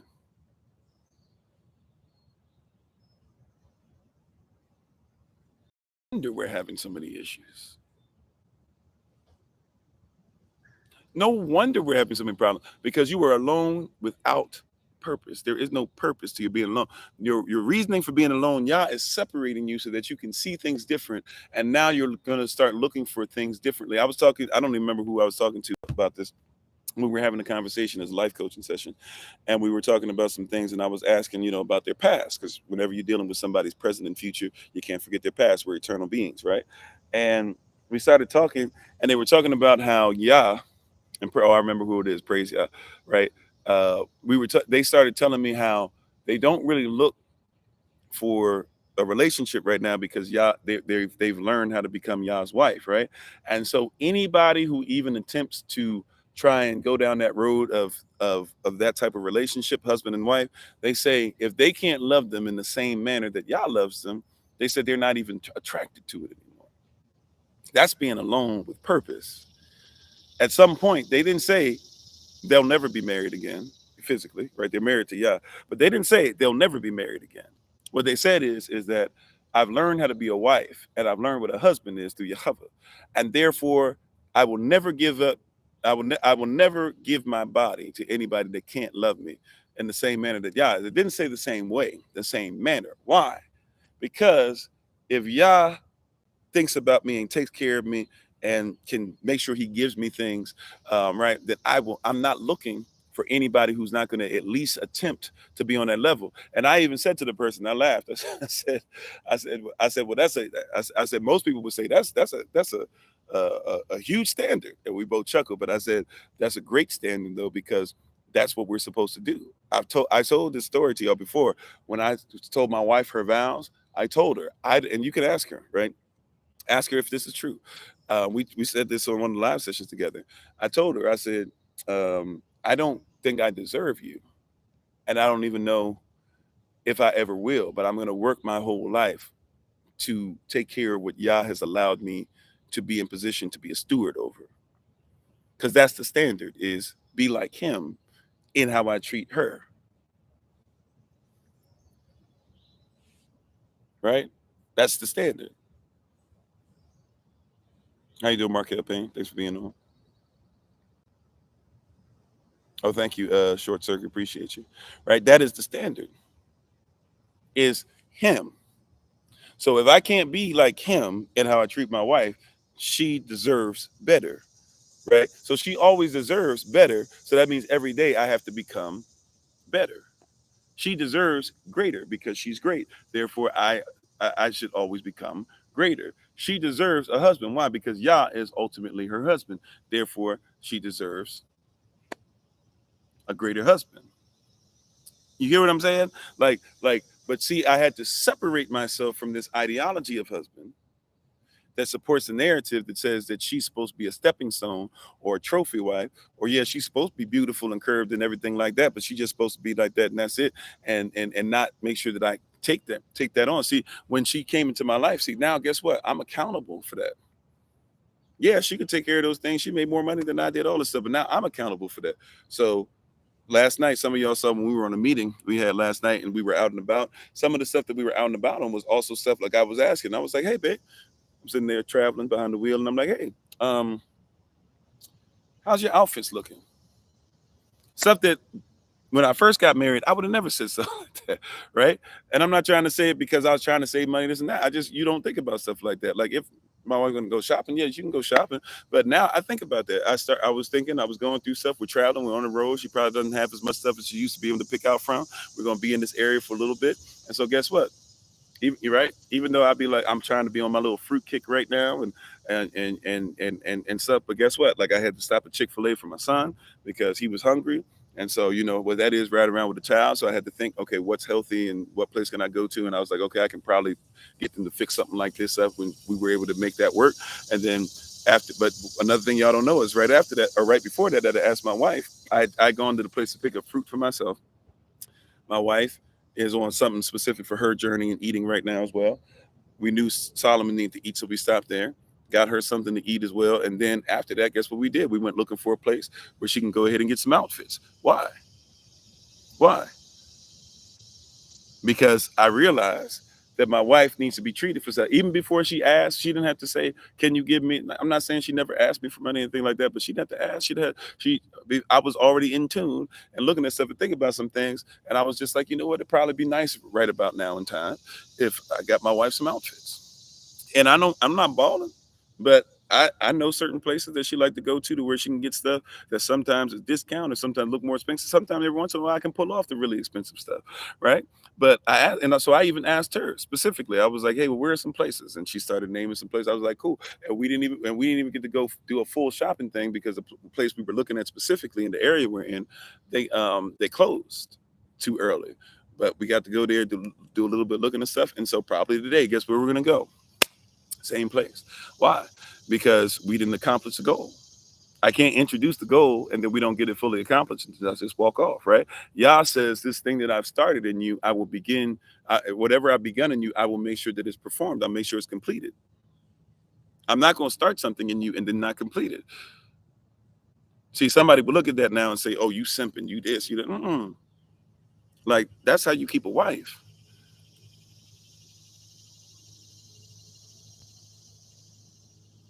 Yeah, you got to have a standard. And see, so she knows that her husband will do that. So guess what? Because her husband will do that, some of y'all be waiting, and then your wife get mad and say, "Why don't you come to the store? Why won't you walk around? Why won't you do?" Right. So when you guys saw me in the live last night, that's where we were. I was like, "Babe, I'm sorry I can't come in with you. No, I normally with this and that or whatever, but tell me how much you need. I'll send it in there for you, and you do what you need to do." And then when y'all saw him coming back in the car, they were coming back in. Solomon was coming back in with his mom, where they were walking around looking for stuff. So guess what we're going to do today? We're going to make sure that we complete that. That blessing your way. You pray one day you be deserving of her as well. Yeah, she's a gift. Y'all be just tossing your.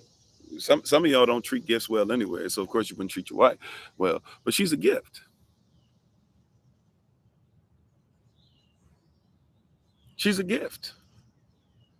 I'm a gift as well too, right? But I don't worry about all that stuff. I'm getting right. I don't worry about and here's something that I want to help you out with, you husbands. She's going to ultimately hear what I'm saying now. She's going to ultimately reflect what I give anyways. So she does stuff like that for me too. I'm not thinking this and that or whatever. She comes home with my favorite stuff to drink. I'm not thinking about this or that, whatever. She might come back with some sorrel or something or some ginger beer. Wow, thank you, babe. She knows her husband. She comes back and she's like, "Oh, you on your fruit thing or whatever, and you doing this specifically for medicinal reasons. Go ahead and take some cherries." Y'all saw me eating the cherries 2 days in a row because she got so many. Right? Like she wants her husband to be healthy, and she knows that I'm into trying to make sure that we can be as sovereign as possible. So guess what? She has medicines and stuff. She knows that I'm gonna do a live session, and a lot of times when we're in certain places in this area, it's gonna be a lot of mosquitoes. So she makes sure that she makes me something fresh, right? So that, and gives me enough of it so that no matter how much I spray it today, if I overspray or whatever, you hear what I'm saying? But once again, we had to become alone. So when we met each other, we both had said we were done with dating, and we were looking for a husband and wife. And when we met each other, we were looking initially from the beginning, husband and wife. Once again, it started with worship, extreme respect for Yahweh and what He wants. We started off with worship. Our first time doing anything together was going to, besides exchanging information and then having a conversation over the phone about what we were trying to do in life. Our first time going to do anything together was not going to get food. Matter of fact, it was technically we went to go get food for somebody else who was in a situation where they were in a mental health institution. And we went to visit them because nobody was coming to see about them. I had already had this on my schedule, so I said, if you want to go somewhere with me, we were thinking about going somewhere. It was actually July 4th weekend, and so since it was July 4th weekend, we were thinking about possibly going to see the person, right? And instead, it was like or because instead of just going out or seeing fireworks or whatever, because I don't celebrate July 4th, but instead of going doing that, which we saw some of them traveling back. I guess the time I would have been driving back, but traveling back. However, however, our first goal that day was I had already promised this person I was going to go see them and make sure they were okay and make sure they knew somebody had love for them because their own family and their own pastors and everybody else weren't going to do it. So I was like, I got you, no problem. And I knew this person was going to go in there because I had even said, before in the past, I had checked myself into a mental institution and needed to get some help. So I told him, like, maybe you want to think about that if you're at this place, right? Don't let your mental health get so bad that you're going to hurt yourself or hurt somebody else. How you doing, Sister Marcia? If I didn't say so already. So we went and visited this person. That was the first time I went somewhere with my wife. It was already from the beginning. It was already known. This is what we do, right? Well, so while everybody else is under the fireworks, and strangely enough, here we come about July, on Sunday, right? I'll still be on live session, but July 2nd is actually the first day I met my wife, right? We actually have July 2nd, first day I met her. July 19th is our anniversary, right? Um, right? And not that quick. I mean, it was a year later, July 19th. Right. I didn't meet her July 2nd. We got married July 19th. Right. But I'm just saying that's our anniversaries, right? So but July 2nd, that's the first day I met her. So July 4th, when we actually went somewhere, we were separate. We were alone, but we were happy in being alone. We were alone together. Yeah, we could see the fruit from the beginning. And what she said, I didn't know. She was walking around. If you hear her side of the story, she'll say that I was ignoring her. She was walking around. She was actually there. well, I won't tell all the business, but she was actually there trying to get something for a friend of hers and trying to see if somebody had a laptop. The person didn't have what they said they had. And so she was trying to get ready to leave. And she saw me and she said she was listening to my conversation and she heard me talking to this person I was going to visit on July 4th. Right. She said I ignored her and she kept trying to walk around me. I thought she had a ring on her finger, which she did, but she didn't have it on this finger, left finger. She had it on the right finger. So in my mind, though, I just saw ring on the ring finger. I don't touch that. Right. So in my mind, I'm like, actually, at one point, I'm getting annoyed. Not with her. I'm thinking like, devil, why are you trying to tempt me? Because she beautiful as I don't know what. But I'm trying my best not to look at her, right? I'm trying to stay on this phone call. Then I'm trying to sit at the bus stop. I take a newspaper. I put it out in front of me. I sat on the ground and everything. I was trying to like be like, okay, let me just be in a position where, right? But then I noticed she actually came up. She said hello to me. When she said hello, I realized that the ring wasn't on the left side. She was stood on my right, so I could see her left side. I realized the ring wasn't on there. I was like, what happened to the ring? And then I looked over real quick, the newspaper. I was like, oh, it's on the other hand. Then we talked, right? So if you talk to her mindset is your boy ignored it the whole time. I was sitting up there like, I thought it was, I thought somebody trying to get me put my hand in the cookie jar. Right. So I was like, I was already like, okay, but but come to find out all that stuff. And when we talked, it was about husband and wife. It was about husband and wife. And I was in my work. I was getting ready. I told you, see, people be thinking I'm making stuff up when I say you need to be in your work when you find your wife, and your wife needs to be a wife already. Right. I was in my work. I was on my way to rehearsal. I was on my way to rehearsal for praise and worship. We rehearsed every Tuesday, every Thursday, something like that. So I was on my way waiting for the bus. She was at the train station trying to get something else. And y'all brought us together, right? Or allowed us to see each other. And then we were able to have further conversation. From that point on, it was always husband and wife. From that point on, it was husband and wife. Matter of fact, she never did the approaching either. She had just finished having a conversation with her sister. And her sister said, you know what? I don't think there's anything wrong with us approaching guys. Maybe we should try to approach them from time to time. As she had just finished, being like, I'm gonna try to be a wife and I'm not just trying to have boyfriends and stuff like that anymore. And so she saw me and she said that she was gonna leave when she thought I was ignoring her. But she said that this is what she said. She said this on the live session. She said that Yah said to her, she says that she heard a voice. So maybe you can say Alavakuda said to her, this person is special and you might, if you don't get with this person, you might regret it for the rest of your life. Right? I'm not trying to say I'm all that. I'm trying to tell you, we did things in order. You said your wife proposed 33 years ago. Praise Yah. Look at that, right? I'm not even saying your wife can't propose. I'm just trying to tell you there's laws, there's orders, there's structure. Right? We were both alone at that point. We were both in a place where we weren't able to go to the same places, do the stuff. We were trying to worship. We were trying to pray. We were trying to do a lot of stuff, and we didn't fit into society anymore. But when we got with each other, we weren't alone for no purpose. We were alone to come together. How you doing, Brother Ali? And thanks you for that. You said I was shy? You could say I was shy. I definitely was shy. I am kind of shy. People don't believe me till they meet me. I'm very introverted. I like time to myself, right? But this calling has to take you out sometimes of yourself, right? But yeah, no, but we were both in position. We were both in position and Yah made it work. We were both in position. We were in order and we were okay. We were all right with being alone. Why? Because there was a purpose for it. What was the purpose of stepping away? Because she needed to be a wife. I need to be a husband. We were literally doing things, even if we didn't even recognize it fully as Yah's word yet. We were in the middle of doing exactly what the culture says. And it's always interesting. Everybody keeps talking about, well, how am I going to meet people if I don't meet them or whatever? Why are you worried about meeting everybody? You're only going to meet one that matters, right? But how do I meet him if I don't meet everybody? That doesn't even make sense. Hear what I'm saying? It doesn't make sense. How do I meet the one for me if I don't meet with as many people as possible to find out who that one is? Because you don't need to meet with as many people as possible to find one.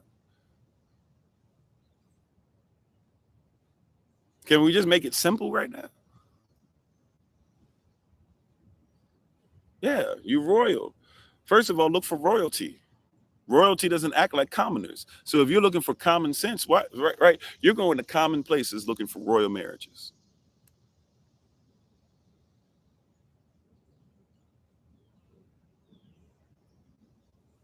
You said, I don't make any sense? Tell me why I don't make any sense. And if that's your way of saying hello, we should probably greet each other like human beings. But tell me why I make zero sense at all. Because like, you can't say I make zero sense, right? That somebody should want to be a husband and a wife. So I know you don't mean that, right? But now that you've gotten past that, tell me why I make no sense to you.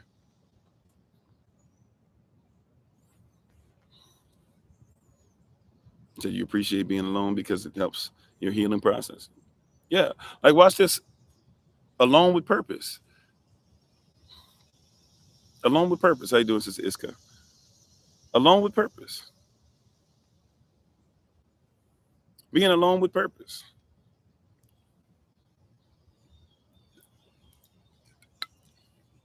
Being alone with purpose. What is the purpose of you being alone?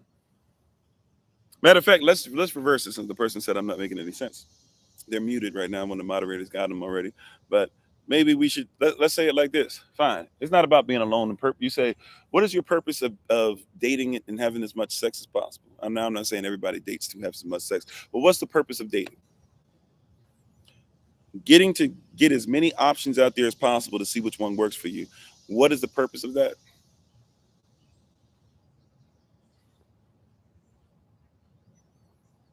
Tell me the other side. You see what I'm saying?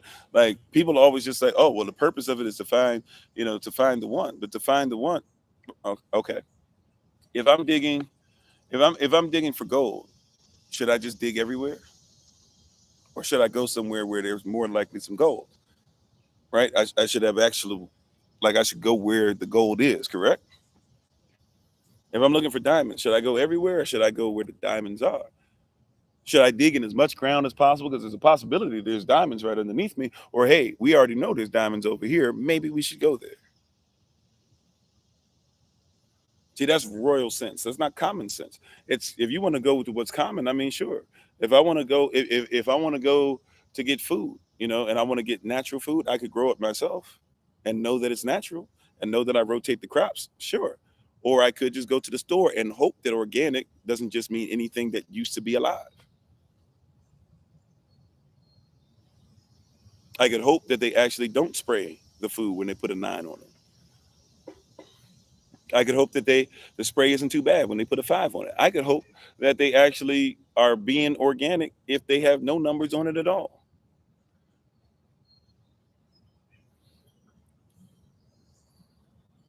Yeah, when you being alone comes with purpose. When you start to feel lonely, you really what's going on is you're saying, what is the purpose of this?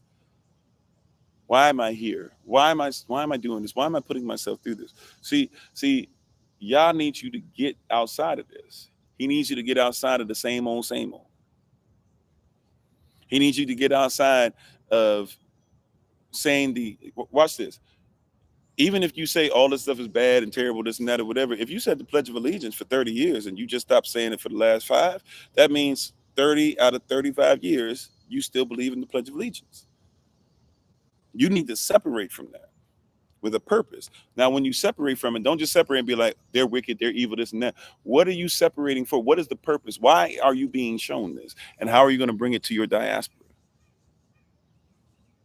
Thank you, Brother Allen. You said in Jamaica, we're raised in a village. Mm-hmm. The whole neighborhood helps. Here, you're on. Yeah, here in the United States Corporation, you're on your own. Yeah, very much so. Right? You're supposed to be alone, but alone with purpose. And once again, like I said, the goal of being alone is not to just stay alone, but to come into a community that where a lot. Watch this. Matthew chapter 5, verse 3. Beatitudes, right? We talk about this all the time. It's our sweet spot, Sermon on the Mount. We're going to start at the beginning. We're just going to do the Beatitudes. We're going to go Matthew chapter 5, verses 3 through 12. Let's read through it today. Normally, I just come off the dome, but I don't want to forget any of them. I want to just kind of hit them real quick. And I want to show you how these are all these people. And I want to give context. So as you're turning there, once you have it, say amen, say I'm with you, say I got it, etc. Right? You see they're putting stickers on produce and substance not to make it go bad. Yeah. So I want to, I want to go through this together real quick, family. And let's talk about this. Let's have some dialogue real quick.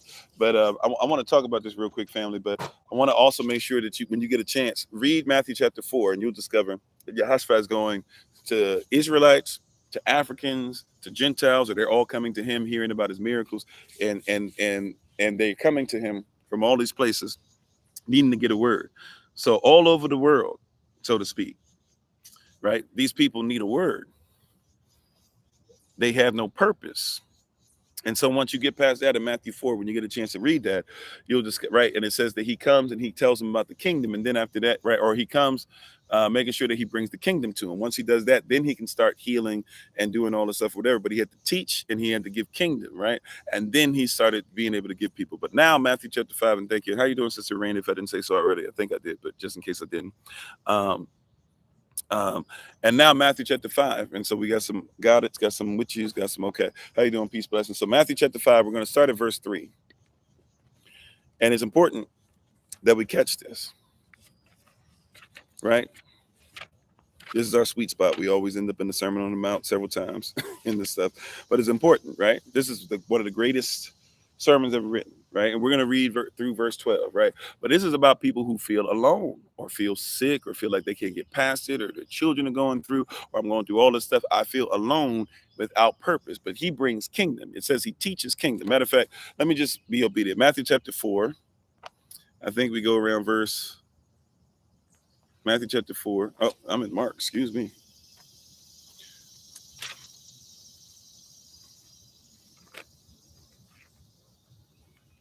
Matthew chapter 4, and then we'll go to Matthew 5:3.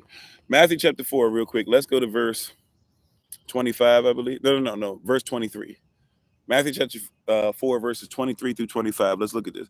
It says, so this is after he's already started traveling to certain places in Galilee and even speaking to Gentiles in Galilee as well, it tells us. Now we're in verse 23, and this is after he's gone, and talked about making people fishermen of men and all this other stuff, right? And being in the wilderness and being tempted of the devil and not falling into temptation. How you doing, Brother Anthony? All these things. Now, Matthew chapter 4, verses 23 to 25. It says this: At Yahushua went about all Galilee, teaching in their synagogues. He went through all Galilee, teaching in their synagogues. How you doing, Minister Timon? He went through all Galilee, teaching in their synagogues, right? And preaching the gospel, or the interpretation of the kingdom. Then, and healing all manner of sickness, towards all manner of disease. Because if I'm sick, then I'm not going to be at ease. How you doing, Tinkerbell's dad? So went through healing all manner of sickness and all manner of disease among the people, among the nation. All right.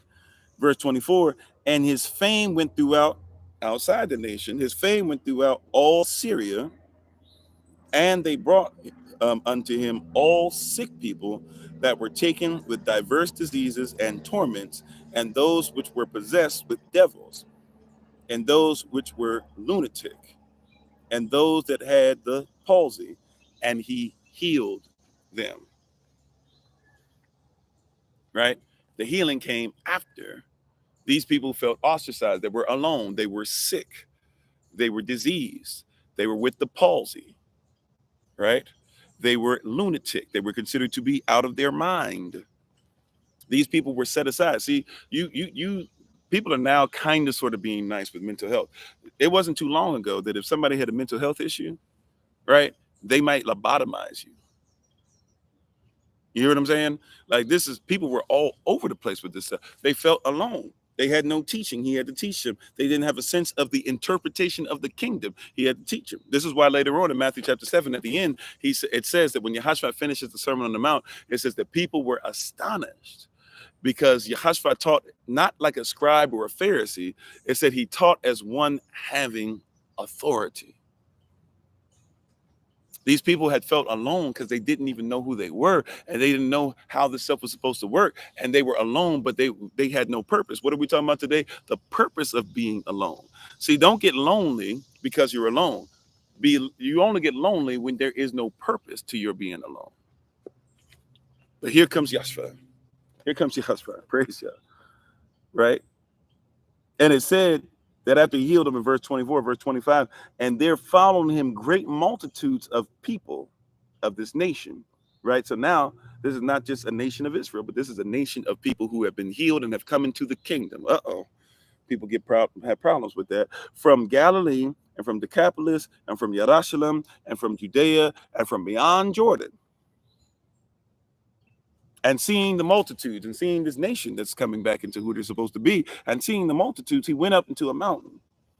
And when he was set, he would have been sitting down, and everybody else would have been standing up. That's how we actually did it back then. Now we stand up and everybody sits down. But it used to be the woman or the man of Yah who's going to give the word should be sitting, and so that and in a place of humility, and everybody would actually circle around and gather around, or they might sit even in a high place, but they would sit as everybody would do stuff. Now everybody stands. How you doing, Kobe?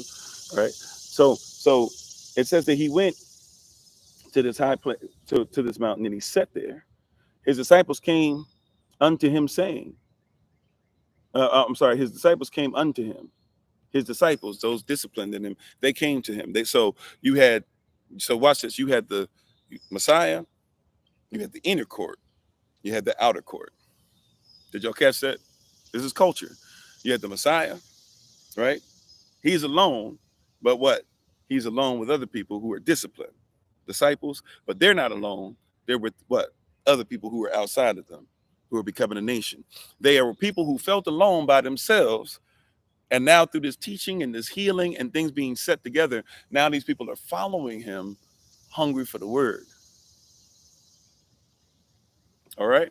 So these people were alone with a purpose, but they still don't necessarily even know the purpose, but they're following him and they're separating themselves from this system. There's a purpose, but they don't quite know what it is. They see Yah's doing things. They see Yahshua working out things through Yah and all this stuff. They see the Vak HaKodesh has to be moving. They know all this stuff is going on. He's just went into the wilderness and he's just fasted for 40 days and then was tested after fasting for 40 days. Then he was ministered to unto angels. He's been going through Galilee. He's been doing all these things all over the place. And they're following him. And now he says, first things first, let me give them a word. Let me show them why we're alone.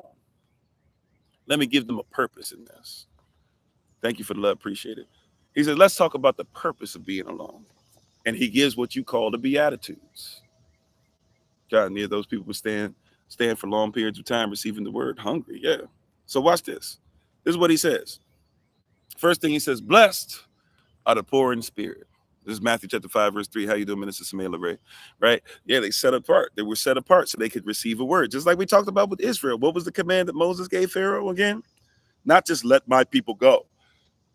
Pharaoh, let my people go, that they might be able to go into the wilderness, 3 days journey for 2 weeks, that they might learn how to worship Yahweh.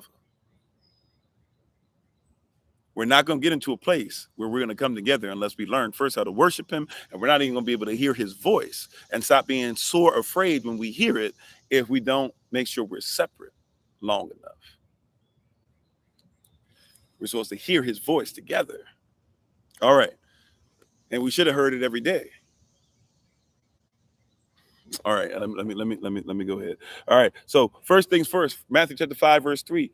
Blessed are the poor in spirit, for the kingdom of heaven belongs to them. Wait a minute. See, he's flipping the pancake, as one of my spiritual fathers would say. He's flipping the pancake right now. It's cooked on one side, but he's flipping it over. And they're like, wait a minute, we supposed to cook it on this side too? Yeah, you're supposed to cook both sides. What do I mean by that? He shifted the paradigm. Blessed are the poor in spirit. Why? For the kingdom of heaven belongs to them. Wait a minute. Because the Pharisees and the Sadducees, this is why Matthew chapter 5, verse 20 tells you need to know the law greater than the scribes and the Pharisees. Because the Pharisees and the scribes, they say that if I don't know the word like they know it, then the kingdom of heaven doesn't belong to me. We're in Matthew chapter 5, verse 3. They say if the kingdom, if I can't pray like Pastor Kofi, if I can't preach like Elder Maya, if I can't have a word for somebody's soul like Minister Tamar, if I don't have the ability to be able to study like Minister Shante, if I'm not able to speak in a relatable manner like Minister Morel, if I'm not able to say something short and sweet but still be a blessing like Minister Moselle, if I'm not able to, then I must not be blessed. But Matthew chapter 5, verse 3, Yahushua comes, he shifts the paradigm. He says, you guys have got this thing twisted. I came back to correct this thing. Y'all have been going off of their tradition, but not really holding on to law. When I say blessed are the poor in spirit, the kingdom of heaven belongs to you, because yes, even though you don't know what they know, it doesn't mean that you can't come into this. It doesn't mean that you can't learn. It doesn't mean that you can't be healed. It does not mean that you cannot be made whole. It does not mean that you cannot become a people. Remember, it said the people, and we proved to you that the people are not all Israelite here following him, but the people still followed him and became a nation. I didn't say Israel has no place. I didn't say Israel are not the promised people. Of course we know that. But hear what I'm saying, right? Hear what I'm saying. He says you can be poor in spirit. You could have not known what Barashat was. You could have not known Sham Yahava at Sham Yahashva at Sham Ravak HaKodash. And you could still be able to come on in. Look, to my Hebrew Israelite brethren, my brothers and sisters, may I do something that y'all don't be thinking about, but y'all do it all the time. Y'all cuss everybody out. Y'all do this stuff. I'm gonna do something that men and women of Yah have the ability to do, and I don't pull this out just randomly. Some of you have probably never even heard me speak like this, but I'm gonna just be obedient, and whether you like what I'm about to say or not, I'm gonna repeat something that we already read. Right? This was Ecclesiastes. We just read this today. Is it Ecclesiastes chapter 4, verses 8 through 12? Woe unto you. Woe. What does that mean? That means cursed. Yahweh curses those, and therefore as a servant in his name. And this is serious. This is serious now, because I know that people don't think that you're supposed to do this, right? But in the name of Yah, anybody who keeps doing this thing to where you were trying to make people feel like they're poor in spirit and therefore they can't receive the kingdom, woe unto you. I speak woe because the Most High speaks woe unto you. Like it or not, that's real. You keep trying to separate Yashla, woe unto you. You keep trying to say that person not black enough, woe unto you. You keep trying to say that person not white enough, woe unto you. You keep trying to say that person's locks aren't great enough, woe unto you. You keep trying to say that that person doesn't know about tassels and fringes yet, so they're not as holy as you are, woe unto you. You keep trying to say that your position makes them better than somebody else, woe. You keep trying to cuss people out, woe unto you. And if you're not careful, the Most High says it'll not only be upon you, but upon your family and upon generations to come.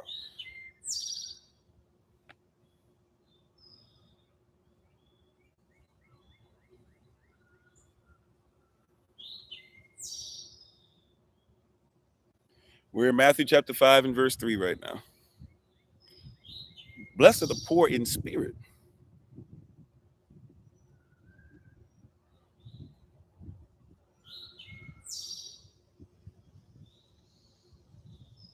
Blessed are the poor in spirit. How dare you take somebody who doesn't know the word and not help them? Who do you think you are?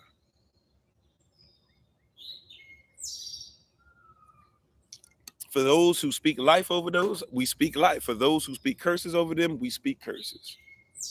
Give, and it shall be given unto thee. You don't like this type of preaching, but this is still in the same sweet spot, the Sermon on the Mount. Luke chapter 6, verse 37 says, first, the way you condemn people, be ready to be condemned. Like I went out of order. I'm sorry. The way that you judge people, be ready to be judged by the same standard. The way that you condemn people, be ready to be condemned in the same manner. The way that you don't forgive people are the way that you shall not be forgiven. Why? Verse 38, give, and it shall be given unto thee. Elohim's measure, pressed down, shaken together, and running over, shall men, other people on this planet, shall give into your bosom. For the same measure that you judge, and the same measure that you condemn, and the same measure that you don't forgive, shall it be given unto thee. If you want to curse these people, then you'll be cursed too. And look it up. It goes with the Sermon on the Mount and what we're talking about. Matthew chapter 7, verse 1. You'll see that that's what it's talking about in Luke chapter 6, verse 38, 37 and 38. Woe unto you. A curse be upon thee. May you fall backwards, if you know what that means in our culture. We can't play around with this anymore. We got people in here who are poor in spirit. See, some of you are being set apart because you can't go to the same place. You can't be in the same camp. You can't be under the same pastor, the same bishop, the same apostle, the same overseer, the same whatever. Archbishop, archdiocese, popes, whatever. You can't be under the same leadership. You're being separated. Whoa. Unto them. They're about to get cursed. You don't want no part of that curse that's coming. I promise you. You don't want no part of what's coming on that curse. I promise you. Leave them alone. Stay away. Stay away now. I promise you, leave them alone. See, because if you keep standing around there, leave them alone. Don't look back. Sodom and Gomorrah must fall. They must go down. Everybody in them must fall. Don't turn around. You could turn. You're supposed to be the salt of the earth. You're not supposed to turn into salt, though. No man who puts his hand to the plow and keep doing this is worthy of the kingdom. You are alone for a purpose. If you're feeling lonely, it's because you're not thinking about the purpose. We're going to come together with you. We are coming from the four corners as the Bible describes and tells and teaches us all the way through. But just be careful.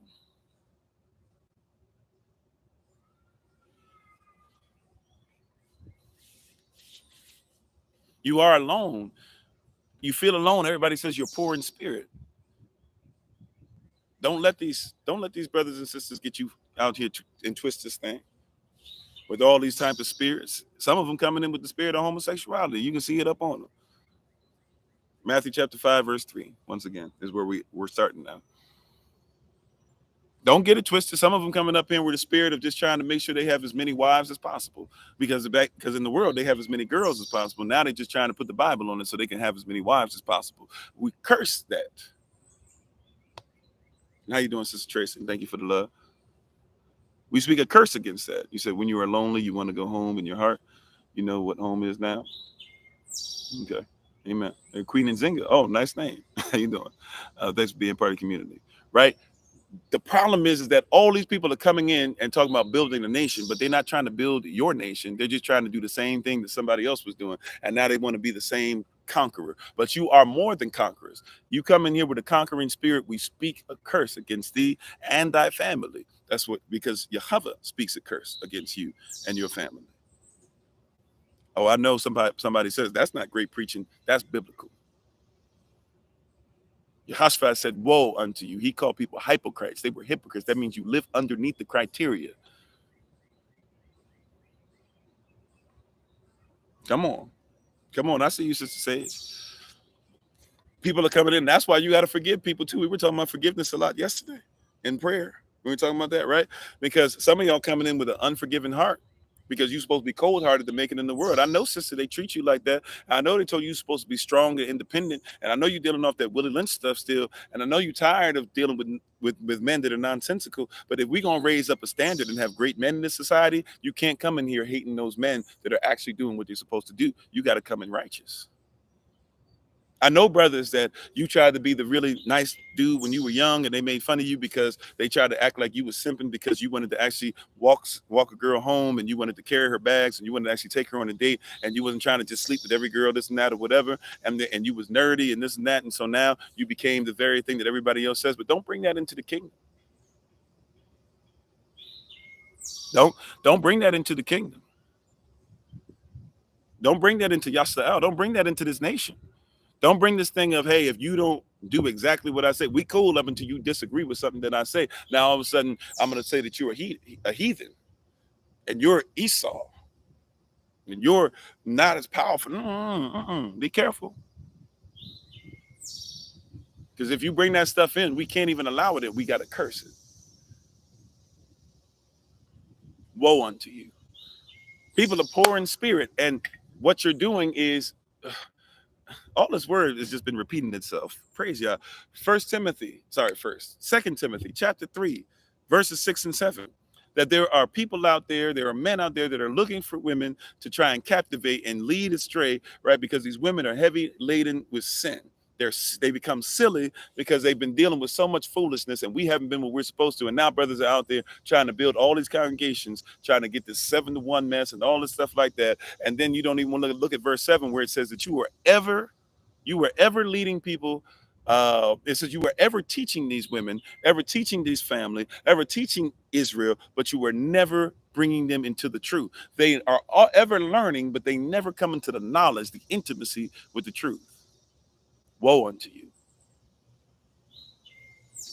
Woe unto you. Right? Because you in 2 Timothy chapter 3 are the people who set up 2 Timothy chapter 4. You are the one in 2 Timothy chapter 3 that set up this community that now in 2 Timothy chapter 4 only looks for fables. You are the one who penned the fable and now want to speak against the fable. Who are you? What are you doing? Who raised you? And thank you for the love, and thank you, Natasha, for first gift. Thank you for being on with us. Do you hear what I'm saying? Blessed, Barak, are the poor in spirit in Ravak. For the kingdom of heaven belongs to you. It is yours as well. What's the next verse? Verse 4. Matthew chapter 5, verse 4 says, blessed are they that mourn, for they shall be what? Come on, comforted. Woe unto you who don't even take time out to mourn with those who mourn. Get yourself together. Why are you always crying? Be a man. By the way, a lot of women talk to not only men like that, but they little boys like that. Here it says, blessed are those that mourn. Why? Because they need comforting. Get to comforting. Talking all your trash and talking this and talking that and saying all this and how strong you are and this and that. Man, that little boy right now, he doesn't need your strength. He needs your comfort. He needs you to mourn with them. That little girl, she doesn't need you to tell her that, hey, this is just the way life is, and you've seen how your mother's life is, and you just need to be here to pick up mom, and we're just never going to be any better than this, and you don't need to try and be any better and greater. No. Mourn with her and comfort her. If you mourn in our culture, we comfort you. That's the way it works. Now, I'm not saying that there are not things that we should teach people to stop mourning over, but you know, one of the best way, if you think that people just a crybaby and stuff, you know, one of the best way to help somebody out of that is to make sure that they start to realize that there's a community that's there and it's never as bad as what they think. Therefore, they wouldn't cry as much. But you are the people who will ignore your own people and then tell them, hey, why are you crying all the time? They're crying because they need some help. Help me. I grew up and nobody said I love you. Daddy never said I love you. Mama never said I love you. Daddy and mama wasn't there. Grandmama raised me, but she was busy working 2 jobs, so she ain't really raised me.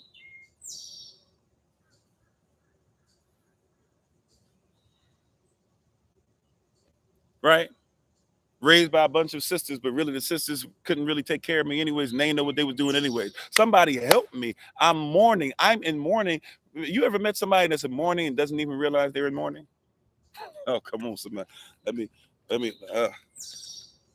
we ain't even got time for all this today. Well, I guess we got as much time as Holy Spirit says we had. But you ever met somebody that's in mourning and doesn't even know they're in mourning? And you so busy getting on them and they don't even know that they're mourning. Talking about, I don't feel this and I'm not attracted to anybody and I'm not attractive at all. And I don't even know, and I have no feelings and I don't have any joy and I don't have any this and I don't have any that. And I don't even want to call nobody. They don't even realize. I lost my mother 2.5 years later. Somebody had to say, Kofi, I think you're still in mourning. I think you're depressed. I was like, what? No, not me. And you know what my response was? I didn't use these exact words, but I'm gonna use some words that'll help you a little bit. Basically, my response was, I function well.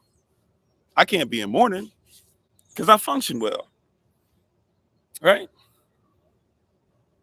You sound like the person, I can't be in mourning. I function well. And I wasn't using weed. I was using something else. If you get the drill, I don't even know if I'm using it right because I've never used it, but hopefully you get what I'm saying, right? I think that's how you do it. One of the ways you do it. I don't even know. I can't be in mourning. I can't be in mourning. I function well. I can't be in mourning. I function well. Yeah, I'm fine. But blessed are those that mourn. Barak, the blessing of Yahweh. Barak Allah Sham Yahweh. Blessed are those that mourn, for you shall be comforted. I mean, I'm taking care of my baby. We doing all right. I'm paying the bills. At least my family's coming together and this and that or whatever. But you surviving. You're not even thriving, right? Mourn. We don't even tell people it's okay to mourn. We don't tell our sisters it's okay to mourn anymore. They supposed to be too strong for that. I don't even watch this. I don't need a man. I don't even need a man arms to fall into. I'm not even talking about husband wife. I'm talking about I don't even need no man to comfort me. But can I say something? There's a difference. When I hug my wife, there's a difference. When I get my wife's hug, a womanly hug, I can't get womanly hugs from but two people, my wife and sometimes my mother, right? Mother-in-law, right? My mother's passed away, right? That feel different. That hit different. When I be crying or when like I can put my head on my wife's lap every once in a while and just kind of be like, I don't even have to explain. She just rubs my head and stuff. That do something different, right? That being said, David said this. He said, "No man or no woman has ever loved me like Jonathan did."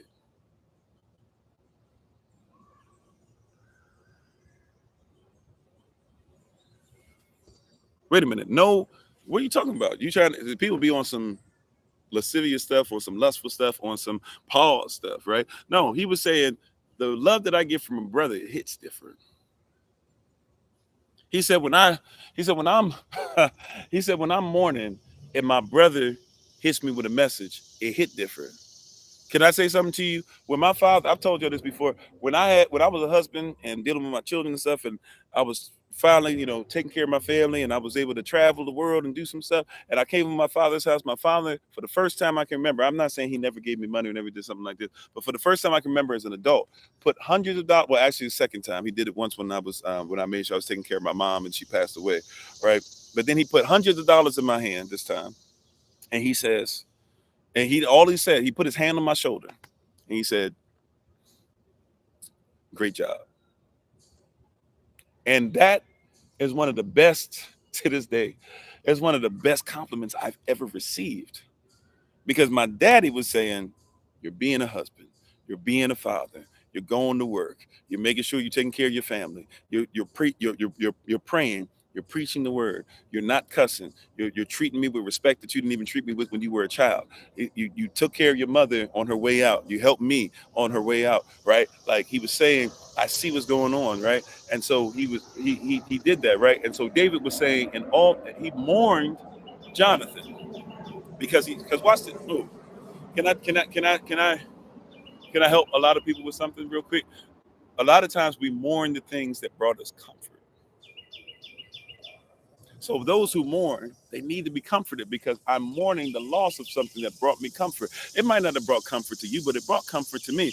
And so I'm coming out of this. Look, the drug addict, I'm not saying I need to be sympathetic, but I need to be empathetic. The drug addict, see, y'all don't even recognize this. Maybe you've never really talked to them or had like deep conversation with them, right? Being in the shelter and stuff, and then having to help at some of these places that they're at and things like that. You have conversations with them, and you'll hear them say stuff like, "No woman ever loved me like dope did." And you're like, "Wait a minute, what the WTF?" You know what I'm saying? You turn around like, "Wait a minute, hold on, repeat that again." And they'll say, "Yeah, no woman, like I don't care about these women out here because no woman ever loved me like dope did." Yo, right? But when they start leaving dope alone, you must recognize that's like a divorce for them. They're mourning that thing. That thing used to bring them comfort. Everybody else in the world don't care about me anyways. Hey, the dope love me. Now they can't. Now they supposed to find a woman who's dope. I know I'm. I know I'm kind of using words right there and kind of not. But now they got to find a woman who's dope to deliver them from the dope. But the dope was the woman. And sometimes they'll find the woman and say, "Man, I love her a lot. I got to get the dope out of my life." And they try to change to get the dope out so that they can find a woman who's dope, a woman who can take the place of the dope and be more powerful than the dope. But they've got to first divorce the dope.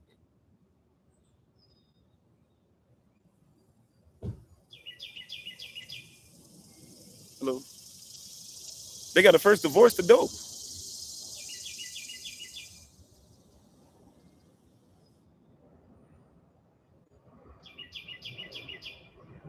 You hear what I'm saying? I'm mourning the things that used to come from me, even if they're bad, even if they're wicked, even if they're evil. But the kingdom says when you come in here, our responsibility is to mourn with you. to be empathetic, to even cry some tears with you. But joy cometh in the rising. Through your mourning, here rises up joy, right? I need to recognize that, yeah, I might be mourning here, right? You're mourning now with your family. We pray for you, praise God. So when I say mourning, my divorce and healing, people act like you're crazy. Yeah, you're unavailable, right? And people should be coming, right. Even if, and Minister Tom, I'm not speaking this over you, but you put your stuff out there before even in on our platform. So I'm just going to go ahead and, stuff that you said, right? I won't go outside of it and go into conversations we've had offline, but just stuff that you said, right? To everybody. Look, if Minister Tamar says, and she said this herself, I'm just repeating. If Minister Tamar says, I am unavailable, I'm happy and unavailable, but at the same time in the chat, she's just said, I'm mourning my divorce, and people don't get what she's saying. She's mourning, she's going through it. She doesn't necessarily mean she wants the stuff, she needs the husband that she had. Doesn't mean she disrespects the husband that she has. She's mourning because even if, and you correct me if I'm wrong, sis, okay? I'm just speaking spirit now, right? Even if it was not an accurate description of what marriage should be, it still was something that at least had some level of comfort, even if it was nothing more than, hey, she is a woman is married, she is a spiritual leader, is married to another spiritual leader. Even if it's something as simple as, hey, this person is here with my family, and my family's trying to stay connected, it brings some kind of comfort, right? It brings some kind of comfort, right? But now that that's gone, there's a mourning period. Divorce, by the way, if you look at the word divorce actually comes from another word that people would use when you were AWOL, or you just straight up left, right? You just left your unit, you left your military unit. They would say that you divorced, and divorce was punishable by death. Whenever you leave a marriage, even if you've left it under righteous standards, it is punishable by death. Why? Because what was one must now die. It must be split apart. This person is literally being split into two again. This one person is being split into two. Somebody don't want to hear that, but that's real, right? This one person is being split into two. See, you can be married to some stuff if you're not careful, and now it's time for Yah to divorce you from it, and it hurts because you were one with this thing, you were one with this drug, you were one with this addiction, you were one with this food stuff, you were one with this wickedness, you were one with this company, you were one with this corporation, and now you've realized that you need to come apart. And even though you realize it, wow, that's blessed, right? It's awesome. Maybe you were poor in spirit, and so the kingdom of heaven belongs to you. You say, I'm gonna walk out of the world and come into the kingdom. And now you realize, but guess what? Just because you're out the kingdom doesn't mean that you're not going to go through a mourning period. Blessed are those who mourn. You being split, and it's okay to mourn. And your mourning process might not be my mourning process. Your mourning process, I might not mourn some of the things. There's some things that I mourn. I still mourn right. And I'm not saying other people don't. But some people, their mother passed and they're fine with it. They're fine with it a year later. Some of them do to preach over their mother being passed, and a month later seems like they're going through the same stuff. I know they're still going through pain, but they seem to be better. I was 2.5 years removed and was depressed. I'm 20 plus years removed, and still you hit me at the right time. My son said something last night and I almost started crying. Right. We were getting ready to either go into a store, or we were waiting for somebody in the store, whatever.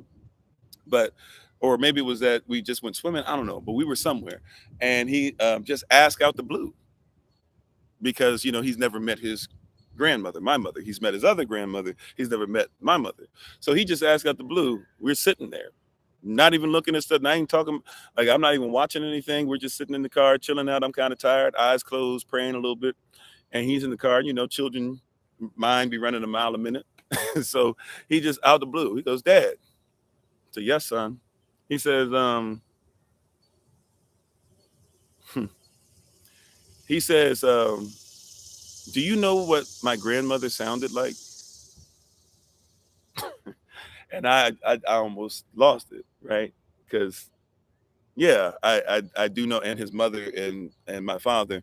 So my wife and my father actually got me her voice recently, and I haven't taken full advantage of that. I need to watch the full video, but I was like, yeah, I do know. But he was just, that was his way in his mind where he is. He was trying to figure out I don't know if I really know what my grandmother sounds like. And he was like, maybe you know, right? And so it made me realize that guess what? Even though I'm 20 plus years removed, and then even though I don't just become a blubbering pile of goo every time somebody says something about her, I still mourn her.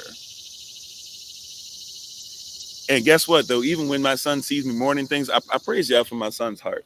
He is emotion. His EQ, his emotional quotient is impeccable.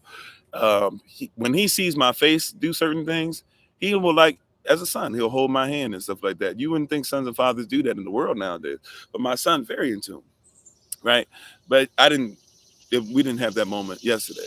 But yeah, like you mourn things, and it's okay. In the kingdom, you get comforted. And here's the wild place: is that the kingdom does so well in comforting you that it comforts you to the point to where you start working in the kingdom, even though there's still a part of you that still mourns.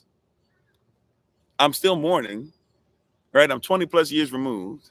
I'm still mourning, right? I'm 20 plus years removed, and yet in the kingdom, I still operate well, right? I'm an extrovert. I'm sorry, I'm an introvert. But when it comes to the kingdom, when it's time for me to preach, I'm extroverted. I'm in mourning a lot of times over not getting my introverted time. But in the kingdom, I can be extroverted when the time comes. Blessed are those that mourn, for they shall be comforted. I'm sorry, is that the reason why the disciple said in the case of marriage, then it's better not to marry? Well, it said it's better to marry than not to burn. I don't know which part. You have to show me the part that you're talking about, where the disciple said, well, they said basically we shouldn't marry. But he was saying, no, like there's a standard. It's kind of like the same thing, like, well, we shouldn't do anything. And Yahashua said, well, with Elohim, or with man, these things are not possible. With Elohim, all things are possible. So there's a standard that's there for it, right? There's a standard that's there for this stuff, right? Some people might be called to not be married. Paul was never married. Yeah, you've been mourning daily. Yeah, some of this stuff is there. And we have to be honest about this. So, blessed are the poor in spirit, for the kingdom of heaven belongs to them. Blessed are those that mourn, for they shall be comforted. Now, this group that's following him that still is like, well, who am I? What am I supposed to do? What is the purpose of my being alone? Why am I being separated? Somebody today is probably asking that same question. Well, here comes verse 5. So, Matthew chapter 5, verse 5. Blessed are the meek, that's the humble. Blessed are the meek, for they shall inherit the earth.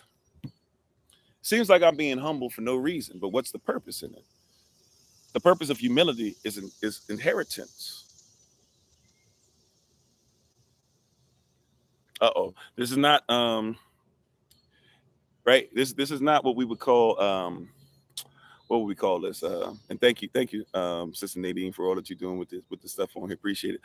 This is not um prosperity, or so you think, because prosperity technically just means the ability to push. Right. I'm not talking about just your finances only. All of those things are important. Right.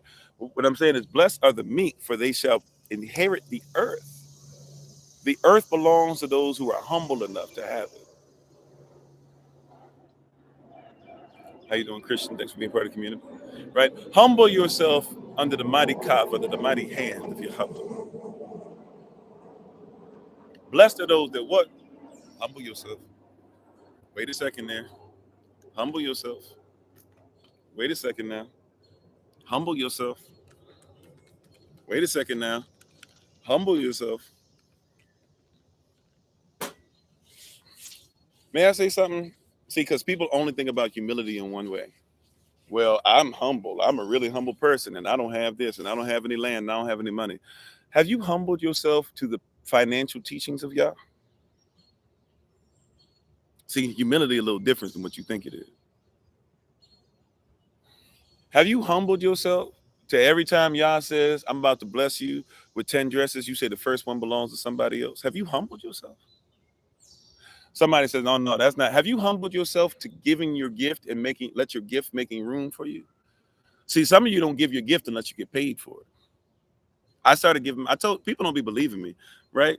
I praise y'all for my wife. Y'all, my wife is highly invested, and I got to take care of my wife because you know why? My wife said, "Look, you on a time limit, bro." But she said, "If this is really what y'all said that you're supposed to do," she said, "I'll support you." This is why I talk so much and so worthy of and show you how much worthy my wife is and how much I have to make sure that I sow into her. My wife said straight up, okay, like I see you out here and you trying to get a job. You trying to do this. You try, like I see you. And I see you putting in effort. And I've seen you even when you get the job, you always get some weird injury or something like that. I've seen you do it. Maybe that's not for you.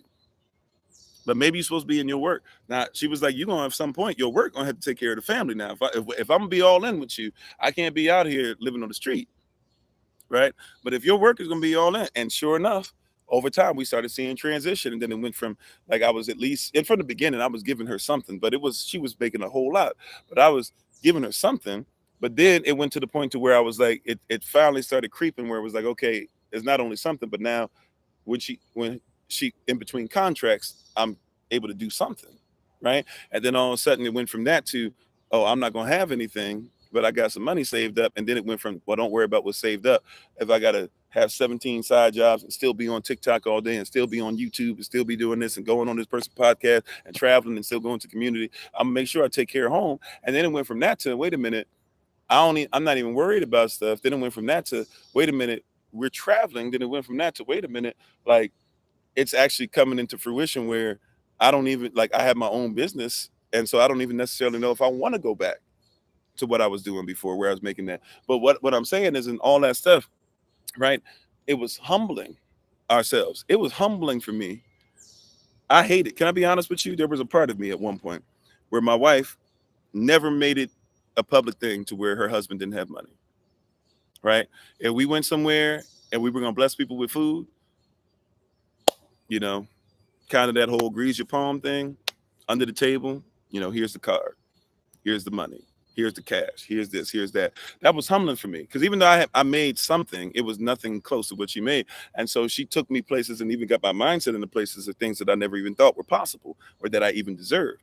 Right. Then it went from, right, like it was humbling. And I used to hate sometimes that I had to depend on her so much because I knew that was out of order. I didn't even feel like I knew that wasn't, especially the more I started studying about being a husband. I was like, I shouldn't even been married to her yet in my mind. Right. Praise Yah that he saw different. But in my mind, I was like, I wasn't even worthy of her at all. That was my mindset for a long time. But over time, right, her humbling herself and me humbling myself, she humbled herself on the side of, I'll take care of this dude because I see something in him. And now all of a sudden, what it shifted because the goal was always the same. We came into husband and wife, and the goal was, hey, I'm just telling you from the beginning, Kofi, I'm with you. I'm down for you. But at some point, I got to at least know bare minimum, even if you never make as much money as I make, I need to make sure that you have my back. Right. And that was the baseline. That was the basics. Now I've gotten to a place where it's not, I just have your back, babe. This is turning to something that's worldwide. We traveling, we doing this, we doing that. Right. We both humbled ourselves. And now we've gotten to where the financial roles are completely reversed. Right. To a point where sometimes, like she has her own business, but sometimes, yeah, she's 100%. She still has money. Right. She's a great steward of money. But because we don't need to touch your stuff, let your stuff grow, let it accumulate, invest it, do what you need to do. Right. Like, sometimes it's 100% on me and no problem with that. I got it. Right. And even her business, we set up the business. Why? Because I was out here even before she was doing the business. I was out here every day. Hey, Bloom and Flourish is coming. My wife is coming. My wife's a herbalist. When she starts selling her stuff, I'm telling y'all, it's going to bless you. Come on. Like I was out here humbling myself. And I even used to tell her, like, when her business really, really is on and popping, it's going well now. When it starts really popping, I was like, you're gonna make way more money than what you made before, and you're gonna blow me out the water because I'm a Levite. I'm not really going to do that stuff. But I was like, you're gonna blow me out the water with your business. You know why? Because people will take herbs no matter what they believe. A lot of people they only gonna support if they believe. With this, but with you, you're gonna be able to reach the world easy. You know what I'm saying? Right? I humbled myself. Amen. Thank you, Sierra. Yeah, and a lot of you have told me that my wife's sanctions have been a blessing, and different things that she's done has been a blessing. Different things she's taught me that I tell you guys, it comes from her mouth. When it comes to health stuff, she's my resource, right? Like when it comes to health stuff, she's the one that teaches me. So if you're like, oh man, Kofi, you taught me a lot about food. That's Maya. That's not me. That's the honorable Amma. That's not Kofi, right? But I'm saying all that to say, humble yourself so you can inherit something.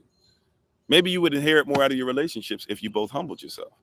Let's go to Matthew chapter 5 and verse 6. What's the next one say? See, what's the purpose of me being alone? I'm being separated so I can come into a knowledge with other people who are alone and we can grow together. What's the next thing that all these people that felt alone who followed Yahshua and were able to learn from him? He said, Matthew chapter 5 verse 6, blessed are they which do hunger and thirst after righteousness, for they shall be filled. Thank you for the love, right? You helped your wife with anxiety attack yesterday. Oh, praise Yah. Amen. Amen. Right? And thank you for the love. Appreciate it. Right? Like blessed are those that hunger and thirst after righteousness. It's weird that people try to call you a cult because you're always hungry and you're always thirsty. You ever thought about that? You guys are a cult. You should just go to church, and even if you're still hungry and thirsty for righteousness, you should still worship Jesus. You say, how does one humble themselves? You humble yourself. You're willing to be what you're supposed to be and have no reputation for it. Yahshua made of himself no reputation, that while he was in the form of Elohim, right, and found it not robbery, he came down and decided to be with us, decided to be one of us, and decided to die for us. Because of that, his name is now more highly exalted than any other name. Right? The Bible says when he came down, he chose a vessel, he chose a body that was, it says he wasn't handsome, he was not comely. Matter of fact, when you listen to people describe him like Flavius Josephus, you're told that he had hunched over, possibly, just going on somebody else, he possibly had hunched over shoulders. Didn't even have great body posture, right? He was not somebody that was looking. It says, a lot of people get this mixed up. It says the religious leaders wanted to take his life and they went to try and do so. And it says he went through the crowd. In our mind, a lot of times we just think miraculously. He just like disappeared or like shifted through and nobody could touch him. Nobody knew what he looked like. He just finished preaching the word, but he was so unattractive to people that people didn't even like think about his face.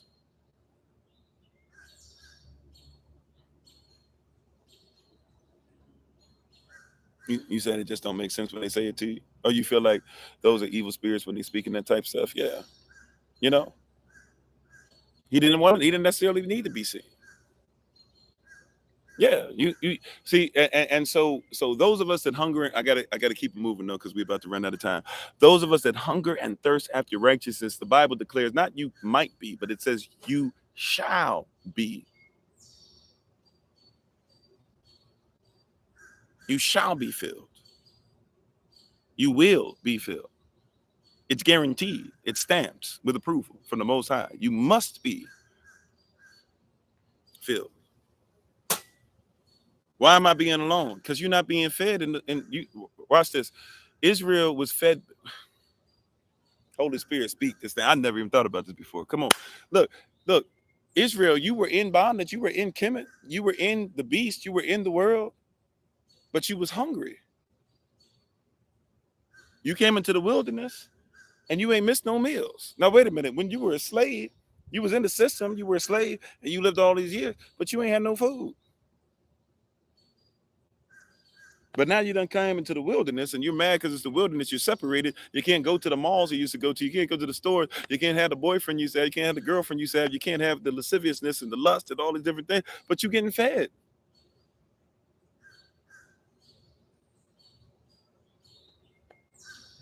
Come on, Ashley.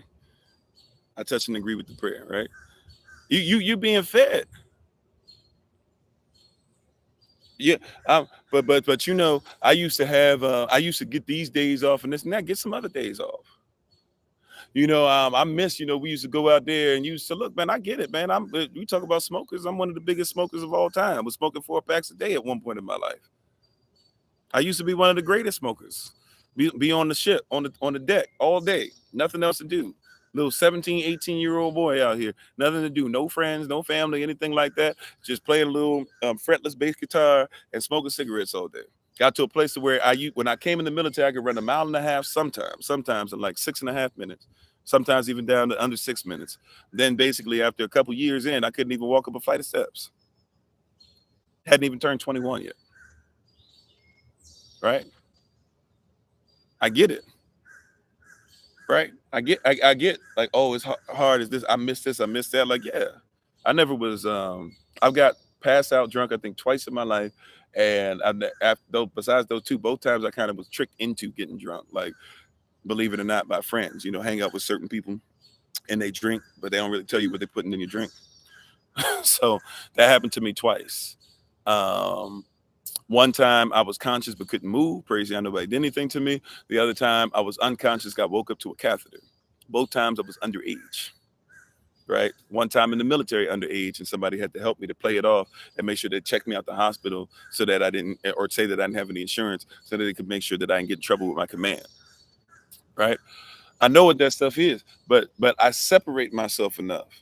I learned enough. I separated myself enough to say, why are people actually addicted to cigarettes? Because everybody told me it's poison, but your body not addicted to poisons like that. Your body coughs up poison.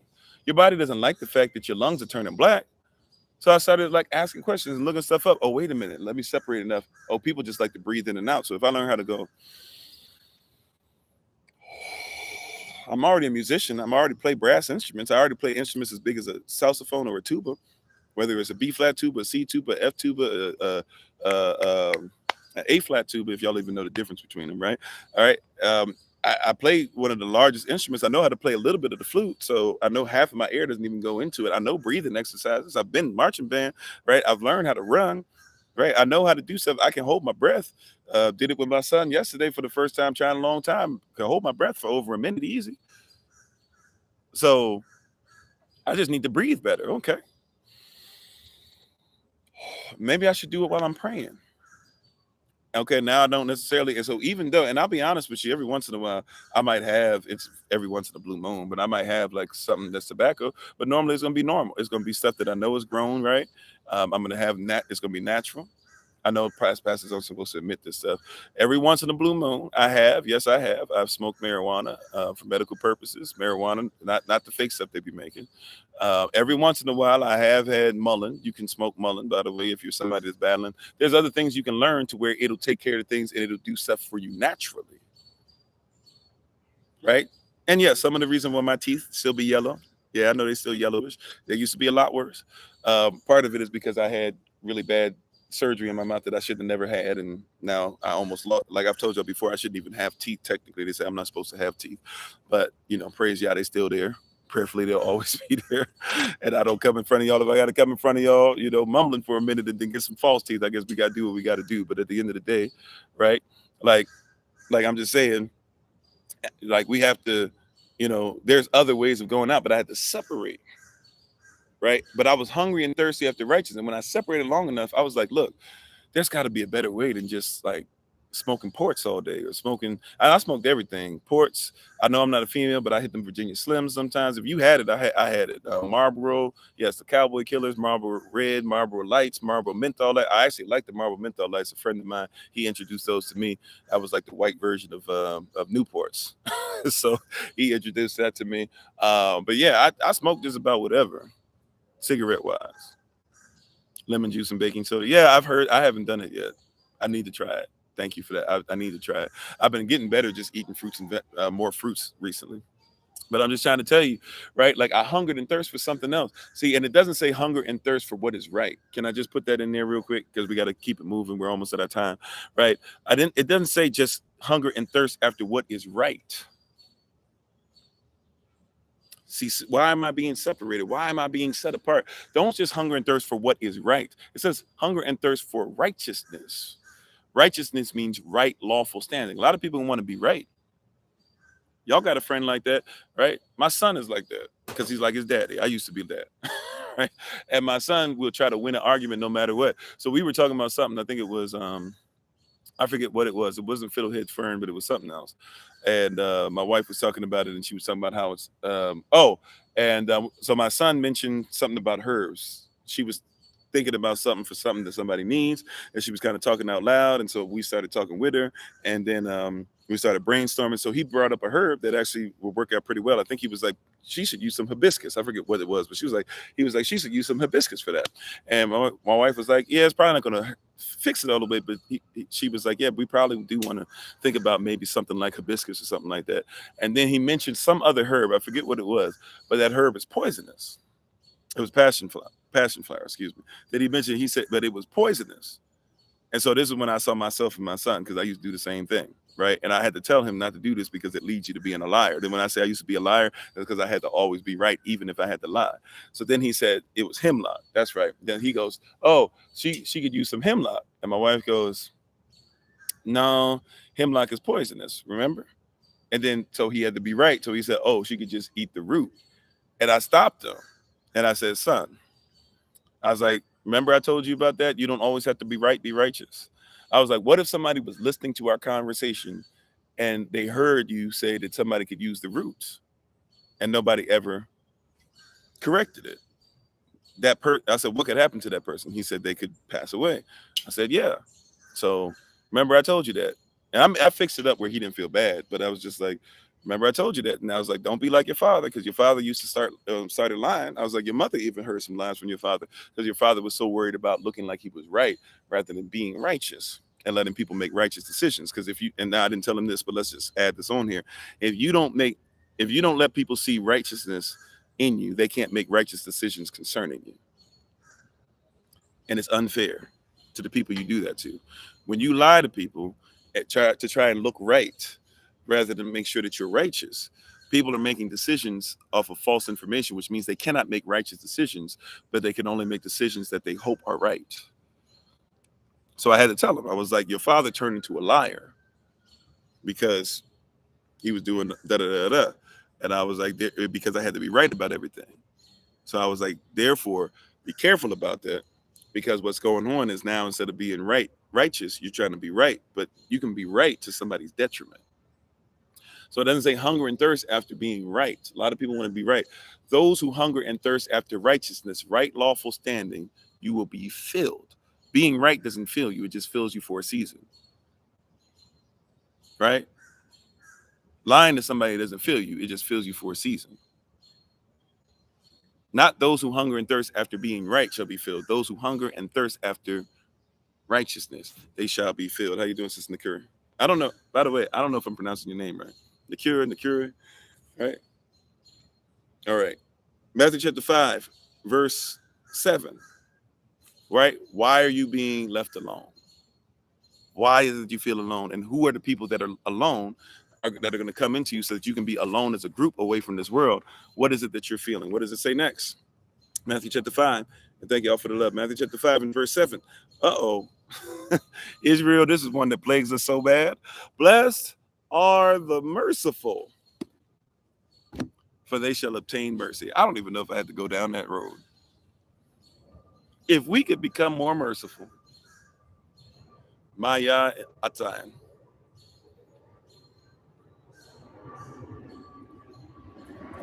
If we could learn how to be more merciful. And look, it's a learned behavior.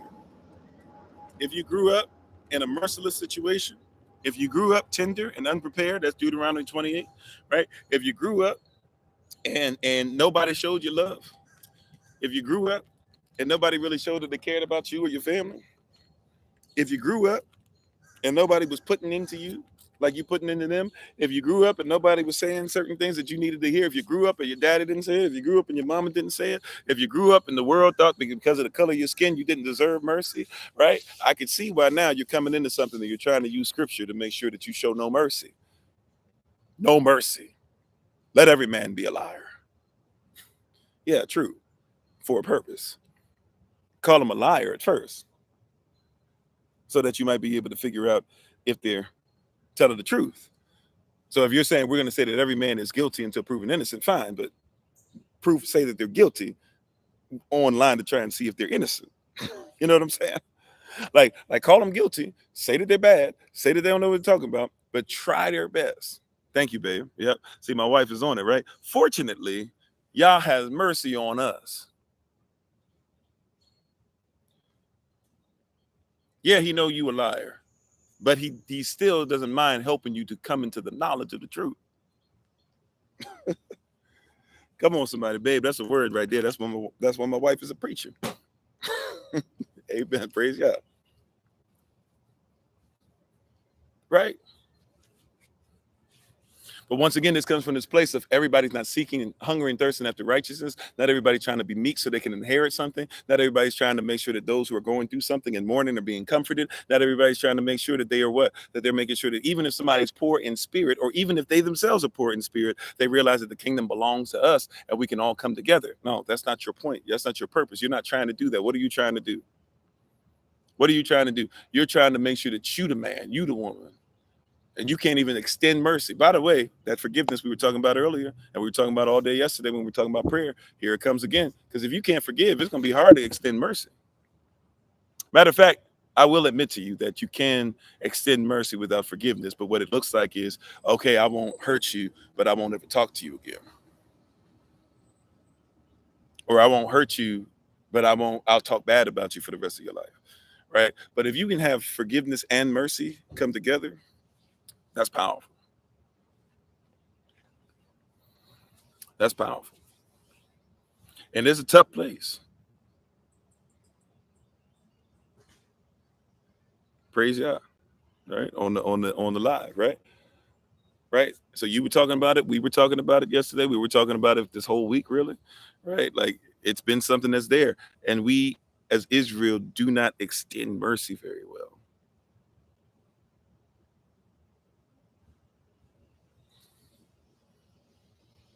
Where would you be without mercy? I wonder. That's just a question for you. Let's keep it moving though. Like I said, I'm not gonna put too much on that. Praise God, the Holy Spirit's having her way. She doesn't need me to really explain mercy on that level to most of us. Something going on with my Bible here. Weird. Okay. Matthew chapter 5, verse 8. Blessed are the pure in heart, for they shall see Elohim. Thank you for the love. Appreciate it. And how you doing, Natasha? Now watch this.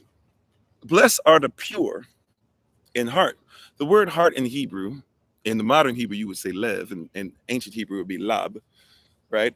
And it means passion, and it's two characters. It's lamet and bit. This means that in order to have the passion, the heart of Yah, I shall send you pastors after my own heart. David was a man after Elohim's own heart. In order to have the passion or the heart of Yah, watch this. In order to have his heart or his passion, what do you need to make sure that you do? In order to have his heart or in order to have his passion, what do you need to make sure that you do? Right? In order to have his heart, in order to have his passion, what does it mean? In order to have his heart or his passion, it means that Lamech, you must have the heart of the shepherd, right? I'm sorry, Lamech. I'm saying Lamech. That's the name of Noah's father. Sorry, Lamed. You must have the heart of the shepherd.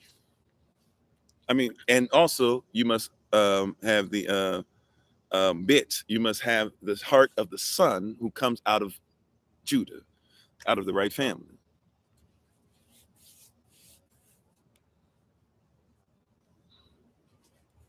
Right?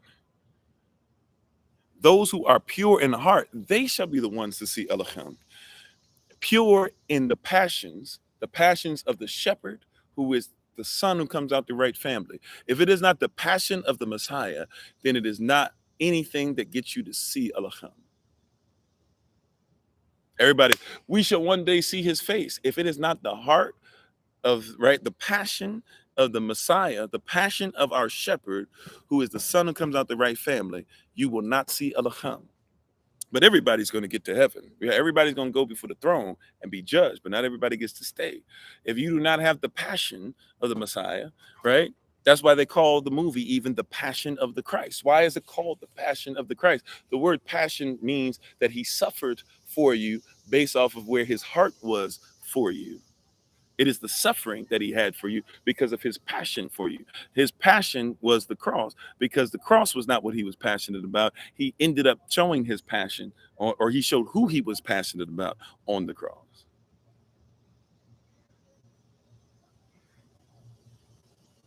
Well, thank you for allowing yourself to give us some today. I appreciate it. Right.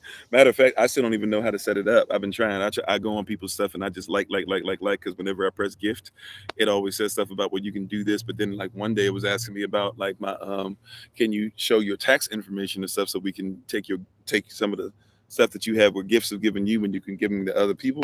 I was like, I don't want to give my tax information.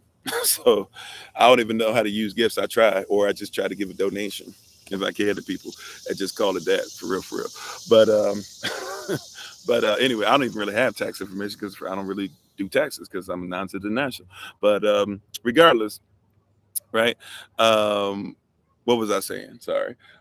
Yeah. So those who are pure in spirit, purity, pure gold, pure silver, who shall be able to go before the Most High? He who can abide when He comes back. This stuff that we were just talking about the other day. Those who have clean hands, stuff like that. The word being clean, meaning lawful or legal, right? If you're going to be purified, you got to be purified. If you're going to be purified as gold or silver, even go as through the refiner's soap, right? You have to be refined and all that with the soap through the fuller soap, right? Rather the refiner, and then talks about the fuller's of soap, right? When we talked about that, if you refine gold, it has to be burned up. It has to be melted, and then you have to take all the stuff out, and then you have to put it back together. Right? It has to be refined. It has to go back together. It has to be something different than what it was. It has to be refined. It has to be refined. Only the refined in heart, only the clean in heart, only the lawful in heart, only the ones that share the passion of the Messiah. Remember, see, we do this once again. We don't have culture down. We like Romans 10:9. Allow me real quick. I've done the Roman road plenty of times before. Matter of fact, I would invite you to go ahead and look at Romans chapter 10 verse 9 on your own time, but also look at our series on Romans, the Roman road, Romans chapter 10 all the way Romans chapter 1 all the way through Romans chapter 15 that we do. I know there's 16 chapters, but the 16th chapter is not something that we use for the Roman road. So but Romans chapter 10, if I might be able to reintroduce you to something, because many people only use Romans 10:9, and they usually only use it at church services. How does Romans 10:9 go? Start playing the music, right? And somebody starts singing, "We offer Christ to you, oh my brother." We, right? And all that stuff is going on, and the atmosphere is being set. And we just go to Romans 10:9, right? We first say, well, we do the three things. We say, if you want to be saved, you can be saved. If you want to make sure that you become, if you want to ask for forgiveness, or if you want to reestablish or renew your covenant with the Most High, come on up. And then the third thing we do is what? And if you want to, what's the last one? Oh yeah, and if you want to, oh yeah, if you want to come and be a part of this branch of Zion, you can come on and be here, right? Okay, but in the meantime, all we really use is Romans 10:9, and that's kind of all we use. And maybe we lead to discipleship as far as talking about your baptism at some point. But Romans 10:9 is usually the only thing that you hear used at that point. What does Romans 10:9 say? If we confess Yahashua HaMashiach, or the Lord Jesus, and believe in our heart that God raised him from the dead, then thou shalt be saved. That's how you read it in your Bible, right? Problem with this is we don't even know what the word confess means. The word confess means to confess. If we just use simple confess, means to be one with what has been fessed, or to be one with what has been said, or to be one with what has been done, or to say what has been said, or say what has been done. In the Greek, even the Greek word is talking about this word homologia. This word homologia literally means to have the same logia. So if I'm going to have the same logic, I have to have the same logic as the Messiah. And even the same logic that Paul is trying to talk about, because the book of Romans is also known as the Christology. That means the study of the Christ. That's why even though the book of Romans is not Paul's first epistle that is written, it is put there first, because not because it's in time, right? Not because it's supposed to be in order and succession, but when they redid it, they put it that epistle there right after Acts, because you had the Messiah himself, right? You have Malachi, who was telling you what was going to come up when the Messiah showed up. The Messiah himself, right? Matthew, Mark, Luke, and John. The book of Acts, where they started trying to figure out what did the Messiah actually mean and how does it translate. And in Paul, who is this great person in Christology in general, but let alone this is considered to be the greatest description of Christ outside of Christ himself, right? So when you read it, You read Romans chapter 10, and everybody just goes to verse 9. If you confess Yahshua HaMashiach, hey, and believe in your heart that Elohim raised him from the dead, then thou shalt be saved. Or believe in your lab, your passion, right? Your passion, your heart, that he raised him from the dead, then thou shalt be saved. That's supposed to be the scripture that you're going with, right? However, the lab, or the passion, if we're going to keep his heart and confess what he had in his logic, and therefore logically in his heart, in his passion, then he talked about the law in the Sermon on the Mount, Matthew chapter 5, verse 10 through 12, Matthew chapter 5, verse 17 through 20, Matthew chapter 7, verse 12. Also, though, Paul is talking a lot about the law, because people always try to say Paul didn't talk about the law. No, Paul is talking a lot about the law. You could go over to Romans 11, as we did yesterday as well, and doing the Q&A. Or actually, that might have been for somebody on a one-on-one, but I talk about Romans 11 quite a bit, where if you want to talk about being grafted in and the law and all this, which people try to twist. But it's interesting that people don't go to Romans chapter 10, verse 1. Everybody talk about Romans 10, 9. People will argue about Romans chapter 11. But let's start at Romans chapter 10, verse 1. You ready? I'm not going to stay in there long. It's 11:11, by the way, babe, if you're on. It's 11:11. Romans chapter 10 and verse 1. It starts off by Paul saying, "It is still my prayer that Israel would be saved." But I thought it was about everybody. I thought everything's about everybody. Everything's for everybody. But Romans 10:1, it's still my prayer that Israel would be saved. Okay.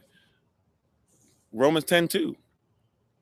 Israel has a zeal for Elohim, but it's not according to knowledge, to intimacy. So we've been dismembered from what we were members from, so we need to be remembered. Things brought back into remembrance. Romans chapter 10, verse 3.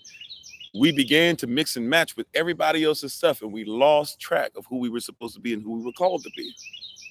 So, Romans chapter 10, verse 4, we need to start going back towards the end, or the direction that Yehoshua told us, right? And get back to Romans chapter 10, verse 5, the laws of Moses.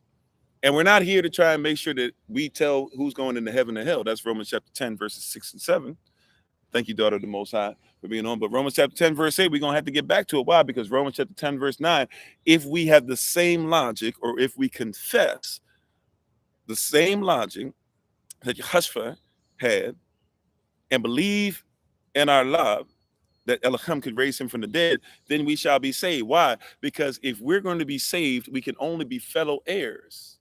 So if Yehoshua is saved because of his logic, we must carry the same logic that he carried. And whatever that logic gave him as an heir, then we can be fellow heirs. So therefore, the resurrection has no place in my life and in my passion and in my heart. How you doing, LaFleur? Right? It has no place there if I don't follow the same logic.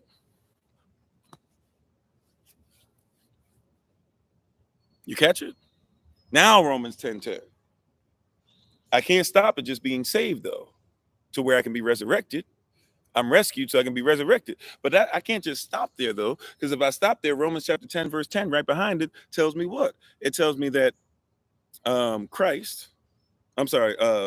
tells me that I'm still on my way to righteousness and on my way to salvation. Righteousness means right, lawful standing. Why am I being pulled apart? Because I still need to get to righteousness, right, lawful standing, and find others who are looking for that. Why do I feel alone? Because I still need to get towards salvation. That means a salvaging process. That means you have to be better than what you know. You have to get back to your origin. We wrestle not against flesh and blood, but against principalities, against origins. You are sitting up there listening to people who don't even know who you are in your origin. They fight against who you are. You fighting against who you are. How do you get salvation or become salvaged? Salvation means Tion, means it's a noun, a person, place, a thing. How do you become the person who's salvaged? Live in the places that are salvaged, right? Do the things that are salvaged if you have not even had the same logic as the Messiah did to become a fellow heir to whatever he has, to become part of the same family that he's part of, that others might be grafted into you like you were grafted into him. We got a problem. Thank you, LaFleur. We got a problem. We have a problem. How you doing, Sister Aslan? Thought you were on already. My bad. That's why I didn't say, oh, yeah, okay. Coming on again. Praise y'all. All right. So then verses 11 and 12. Yeah, this is for Yehovah and for the Greek. Sure. right? But verse 13 through 16, anyone who calls upon Atsham Adon, Atsham Yahashva, even Atsham Yahweh, if you'd like, but anyone who calls upon the name of the Lord, they shall be saved. Right? They shall be saved. But how can one be saved if they haven't believed this? They don't have the same logic. And how can one believe what they have not heard? And how can one hear what is never preached? And how can one preach if they're not sent by the Most High Himself? For how beautiful are the feet of those who walk in His way. It's a cultural thing. Therefore, the last verse, verse 16, says what? Who shall believe our report, as Isaiah said, in Isaiah chapter 43, verse 1, I believe. Who shall believe our report? This is not everybody's report. This is our report, and reporting from a cultural place, contextually, based upon relationship with the Messiah, having the same logic that He does, therefore being saved and being in a position where we can be rooted and grounded. Others might be able to be grafted into this tree that is planted by the rivers of water that in its season will have much fruit. And therefore the seed will be taking place, that legacy might be able to go where it's supposed to be. Okay, it's Isaiah 53. Okay.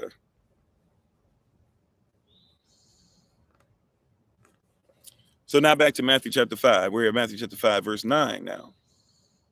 Why am I alone? Why am I being separated? Why do I feel like I'm separated all the time? What's the purpose? Once again, the theme today, the motif, if you will, is the purpose of being alone. What's the purpose of being alone? Well, Matthew chapter 5 and verse 9. Blessed are the peacemakers. For they shall be called the children of Elohim. Now watch this. I need you to recognize this. Called is talking about kletos. Kletos means they shall be invited to be. You got to be called out, invited out. You being alone. I don't want to be alone. I don't want to be without family. I don't want to be without this. I don't want to be. I know that I'm still dealing with homosexuality and stuff like that. But I just have this thing. I mean, I know men didn't treat me right and women didn't treat me right and this and that and all this stuff or whatever. He's inviting you. He's calling you out. But you got to be a peacemaker. That's why I said earlier, a lot of y'all coming into this thing, Israel. A lot of y'all standing on corners, Israel. A lot of y'all are mistreating women, Israel. A lot of y'all are emasculating men, Israel. A lot of y'all don't deal with children, Israel. A lot of y'all do not take care of your parents well, Israel. A lot of you come in with that mess and you're making war rather than making peace. Blessed are the peacemakers, for they shall be called, invited to be the children of Yah. You don't even get an invitation to this unless you make peace. And I said it earlier, you can be mad at me all you want, but woe unto the scribes, the Pharisees, right? Woe unto those who are stumbling blocks. Woe unto you who are teaching. Woe unto you who are hypocrites, hypocrites who live underneath the criteria. Woe unto you who come into this and make war. People finally acknowledging who they are, and here you are trying to say which Israelite is better than the other one. Woe unto you. You are the problem.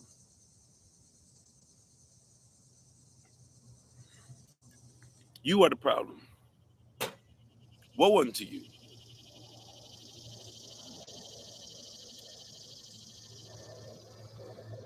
You are the problem. Right? Not to sound too much like the Honorable Minister Farrakhan, Louis Farrakhan, but just be honest with you. Being honest with you, right? My problem is not so much the white man anymore. My problem is my own brothers and sisters.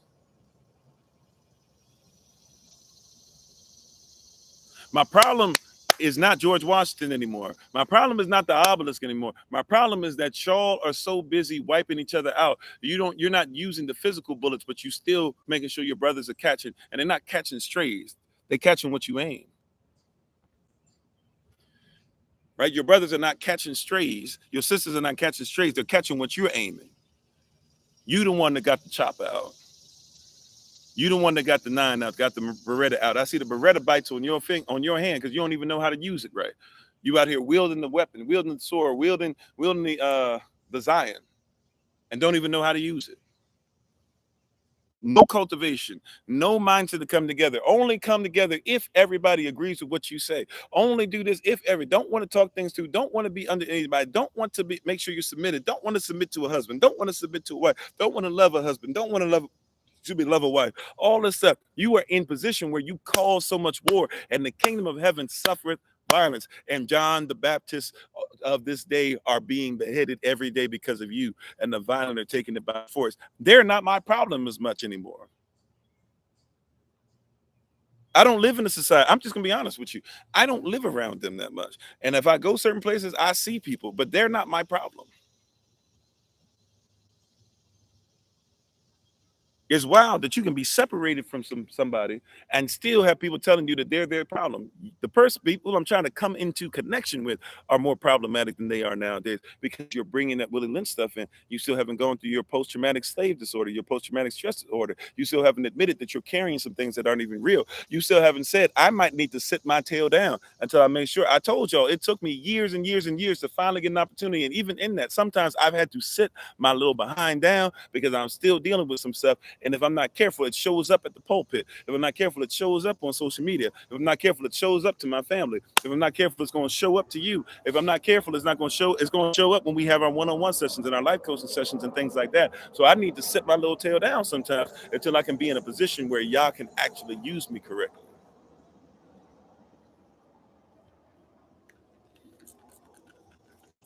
You haven't mourned yet, but blessed are those who mourn, for they shall be comforted. But you're not comforted yet. Trying to preach from a place of discomfort, trying to preach from a place of disease, trying to preach from a place of illness and wickedness and all types of stuff. Trying to preach from all these ridiculous places and ridiculous levels and things. Trying to preach death upon people and talk to people and say this person this, and we can't even listen to this person. And I don't want to hear women talking. I don't want to hear men talking. I got to be protected because of this and that or whatever. And you're not even ready. Yeah, you're not set apart. You ain't ready for this. You ain't ready for this.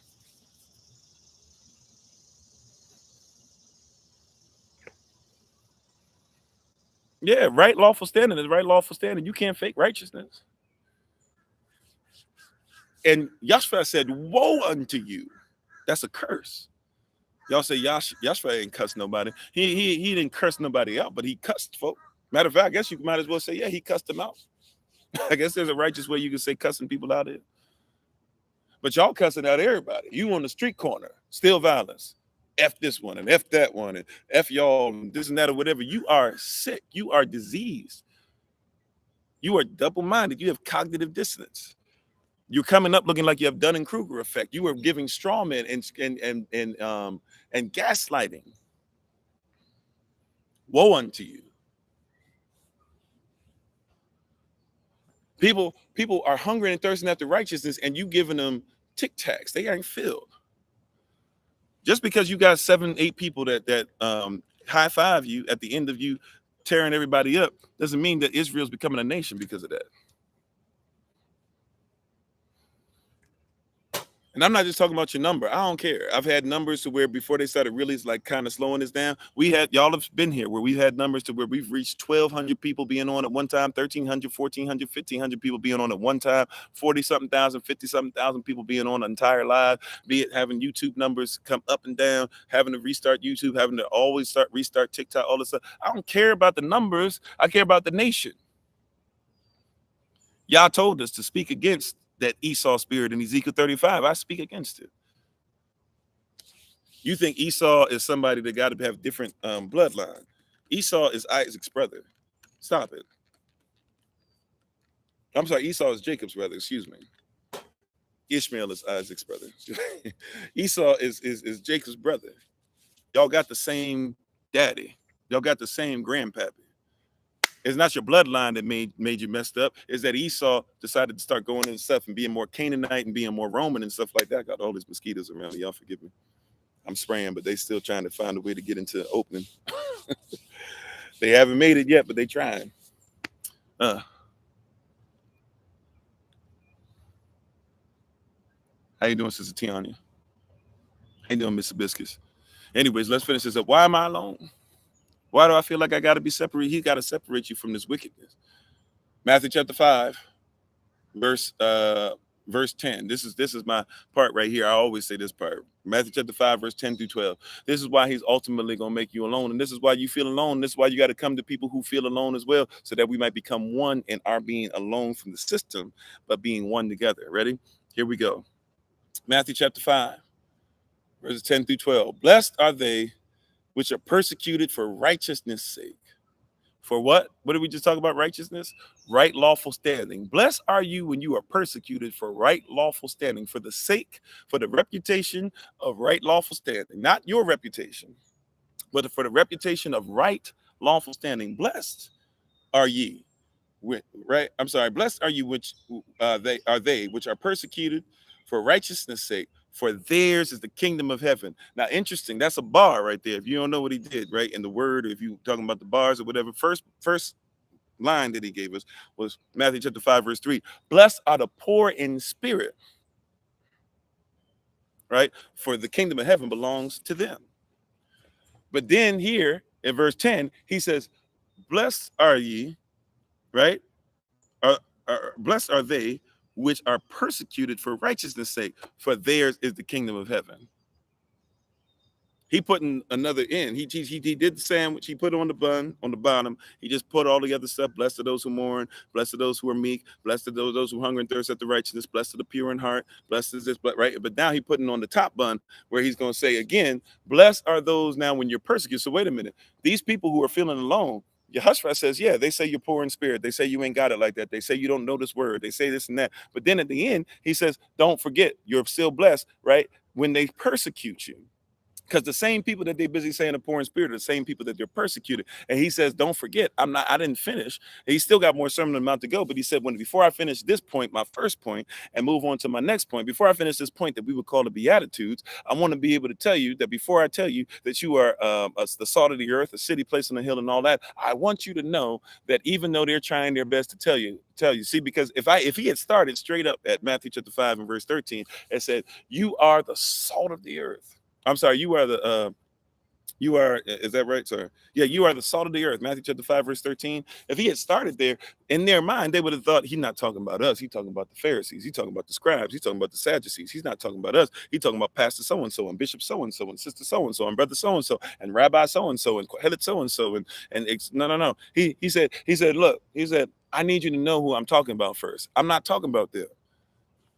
Right. Matter of fact, he'll make it a point to say they shouldn't be your standard anyways. When he gets to Matthew 5, verse 20, he'll make it a point to say they shouldn't be your standard when we get a couple verses in anyways too. But he says Matthew chapter 5, verse 20, they're not your standard. Matthew chapter 6, verses 1 through 8, they're not your standard.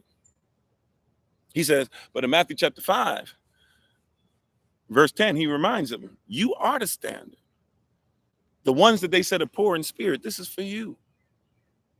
The ones who they said, we don't like what you say. We don't like how you wear this. We don't like the fact that you don't believe everything we believe in this. He said, this is for you too.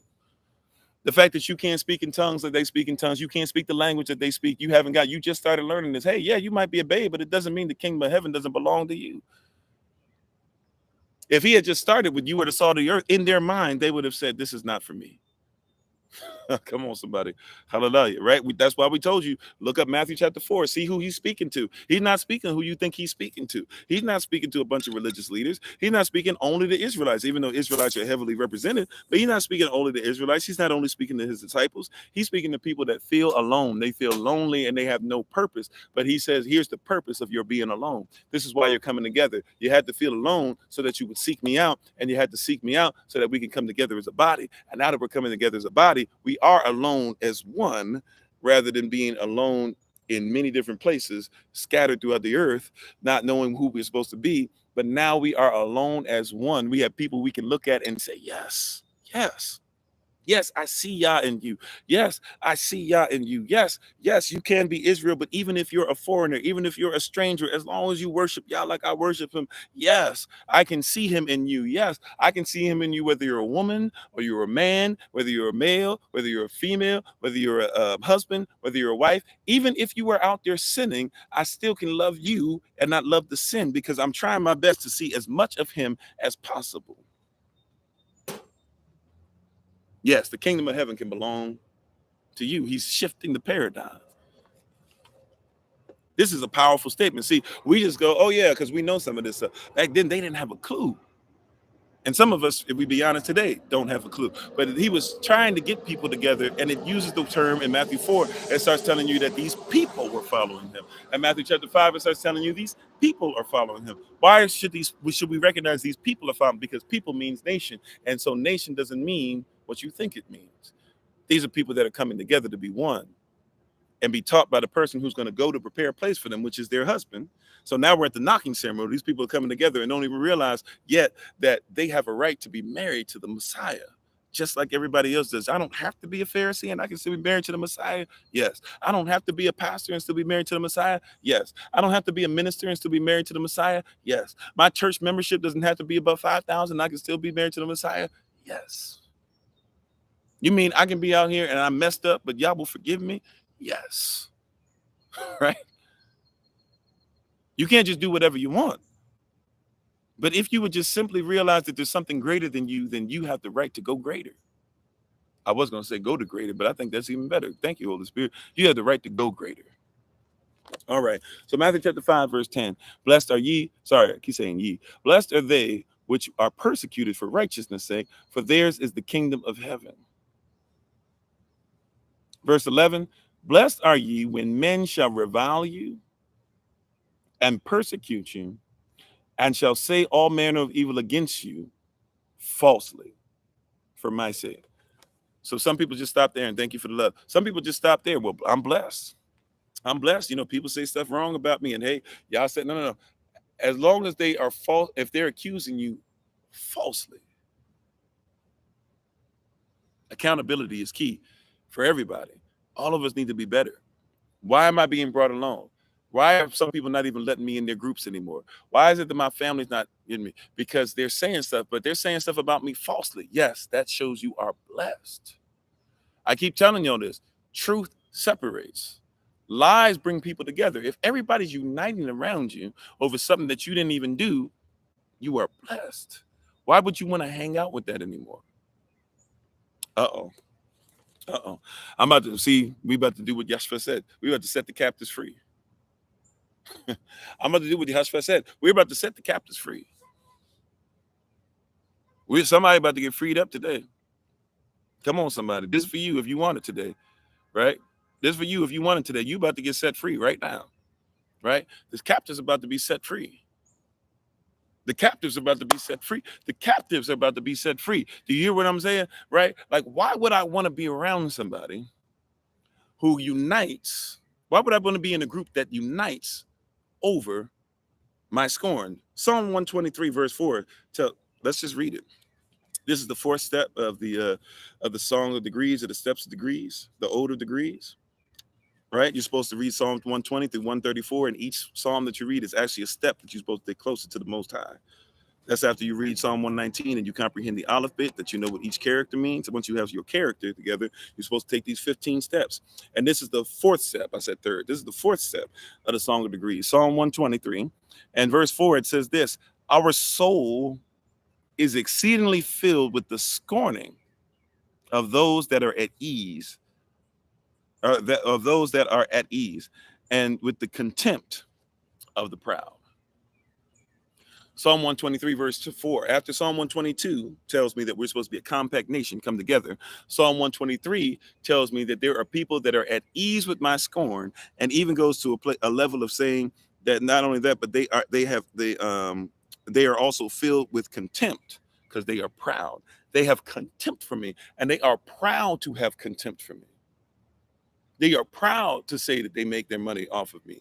They are proud to say that they could go ahead and throw me out to the wolves. They are proud to say that they control our assemblies and call them 501c3 churches. They are proud to say that they built this nation, even though they built it on your backs. And then all of a sudden, Trump admits, because he's trying to get more votes, that all of a sudden, hey, you guys they won't say you guys built this country. He just said you guys had a huge hand in planning this country. They are proud in your contempt, and they are at ease when you are scorned. Why would you want to join that? Why do you still want to be proud to be an American, talking about it, where at least you know you're free, right? And the reality is you're not free. You are proud, like they are, to be held in contempt. They hold you in contempt.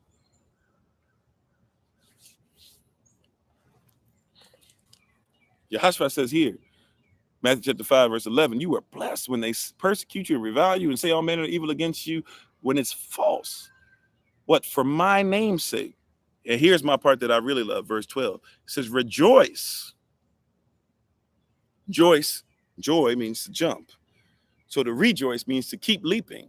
Don't stop leaping. Rejoice. Be excited. Every time it happens, be excited. What? Rejoice and be exceeding glad.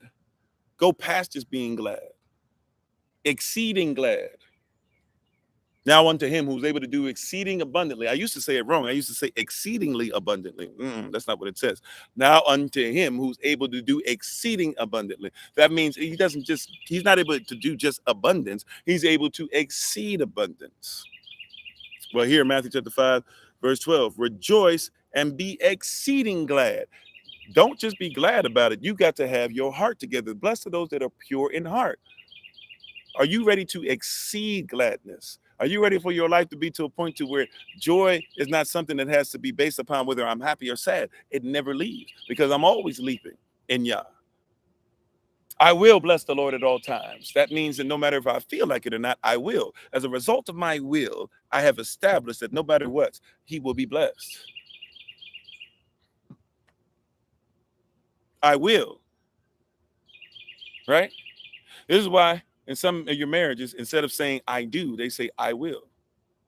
Do you promise to love so-and-so, to have and to hold, in rich or poor, sickness and health, up and down, death do you part? I will. That means it doesn't matter what I do. It doesn't matter what is done. It doesn't matter what comes up. I will it. Every day I will it. See, a small word change can mean a whole lot. Now I get I do because it means I'm willing to do what it takes, but I will is literally talking about a place of from the place of my will. I will rejoice for he has made me glad. We sing it, but then you ain't glad. I will be exceeding glad by the result of my will. He says rejoice and be exceeding glad. But wait a minute. He said when they're making fun of me, when they're talking bad about me, when they're trying to tear down my reputation, they're doing all this stuff. He said rejoice. At that point is when by a result of your will, you shall leap to this. Why shall you rejoice? He said this. For so persecuted they the prophets which were before you. If they did it to the prophets, and you're going to do the same thing, you're going to keep the same law, you're going to do the same will as the prophets did. See, don't get it twisted. Israelites didn't listen to prophets just as much as other people did, if sometimes not more so.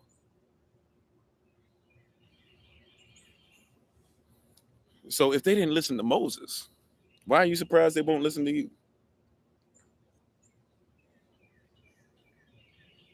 Yeah, man, I want you to catch it. If they didn't listen to Moses, if Aaron, who's the start of the Levitical priesthood, decided, right? If Aaron, who's the start of the Levitical priesthood, decided that he would go ahead and burn gold down and make an ox, what makes you surprised that Pastor so-and-so would?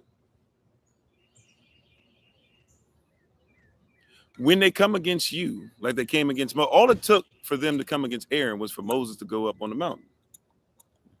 All it took that's all it took. All it took for them to do that was Moses to go up on the mountain. Moses just left for a little bit. And they was like, Aaron, we don't know what your boy talking about, but he been gone too long. Go ahead, we're gonna do this. And Aaron being afraid, just said, okay, bring me your gold. It don't surprise me when that happens nowadays. It don't take but that long. I've had this happen before. And I'm not talking about y'all. I'm just saying in general, right? I've been doing this for a long time. We love you, Pastor Kofi. We love you so much. We love you.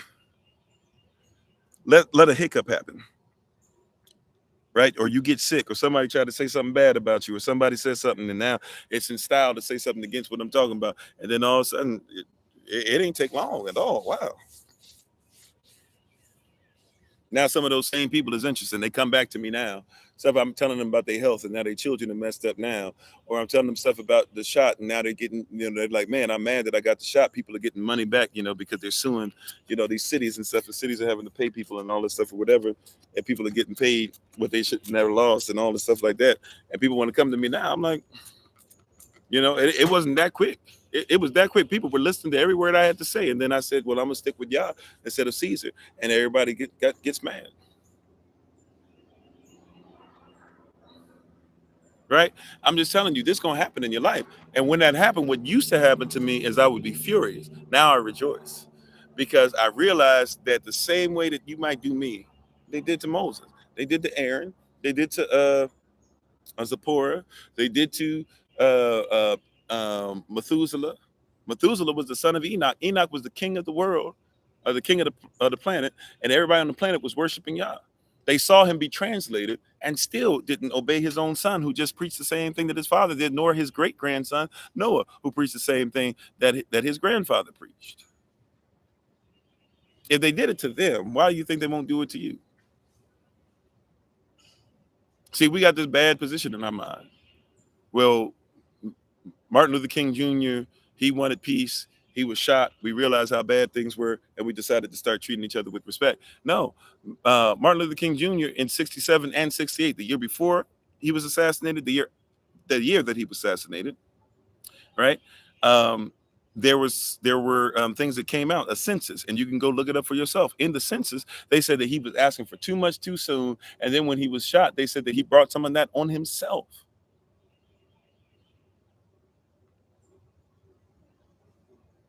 If they would do that to him, who now they want to tell you they love, right? There's a bunch of people who gonna hate me now, and then later on will probably tell you, oh, we was always with Kofi. We was always with Israel. We was always with this Israelite movement. All these people that came together, of course we were on board. Now my wife and I that made it some years, and everybody else can't do anything in their relationship, and they're like, oh, I always saw greatness in you. I remember you wouldn't talk to me. I remember you thought I was nothing. I remember you were telling my wife, y'all think that we don't talk to each other? She don't tell me everything because some of the stuff is supposed to be between y'all, especially if it's family or certain things like that. And she trying to make sure that, but we talk. And you don't think that I don't know that y'all was talking trash? You don't think that I wasn't, because we're in the same house, you don't think I ever saw a text, even if I wasn't trying to look at her phone? You don't think that I was ever like seeing something going on, trying to see who's on the phone and seeing you say the wildest stuff about my relationship? Now all of a sudden, no, you had our best interest at heart. No, you didn't. But once again, where you have a messed up thing about it is look, I might not trust you. I've forgiven you. I might not trust you though, but at the same time, when you did it, I rejoiced. I was exceeding glad. Right? Some of my boys preach the same stuff that I preach, and when they told me I was crazy, now they preach it from pulpits and they send it to me, waiting for me to be like, oh, this is amazing that you got this. I'm like, this is what you told me I was foolish for preaching 10 years ago. Right? But I rejoiced when you did it. So therefore, when I see it, I still rejoice. I don't get in my feelings about it. I'm a little perturbed in my flesh for a hot second, but I rejoice when I see it because I say that's Yah's will. Don't be surprised when some of the people that can't stand you now are some of the people that say they always stood by you. That's the way it works. Don't be surprised when some of your people some of your people were some of your prophets who were taken out, when other people who took out when other people's ancestors took out your prophets. Right? Don't be surprised when other people's ancestors took out your prophets. And now all of a sudden they coming back to you and they acting like, hey, we were always on the same team. No, you weren't. How long shall they kill our prophets? Right? While we stand aside and look. Some say it's just a part of it. We got to fulfill the book. Like, they've been killing your prophets for a minute. Offing your prophets. I'm quoting the song, right?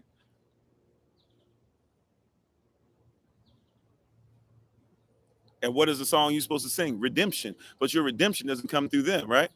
What's that part that he says, that Marcus Garvey speech?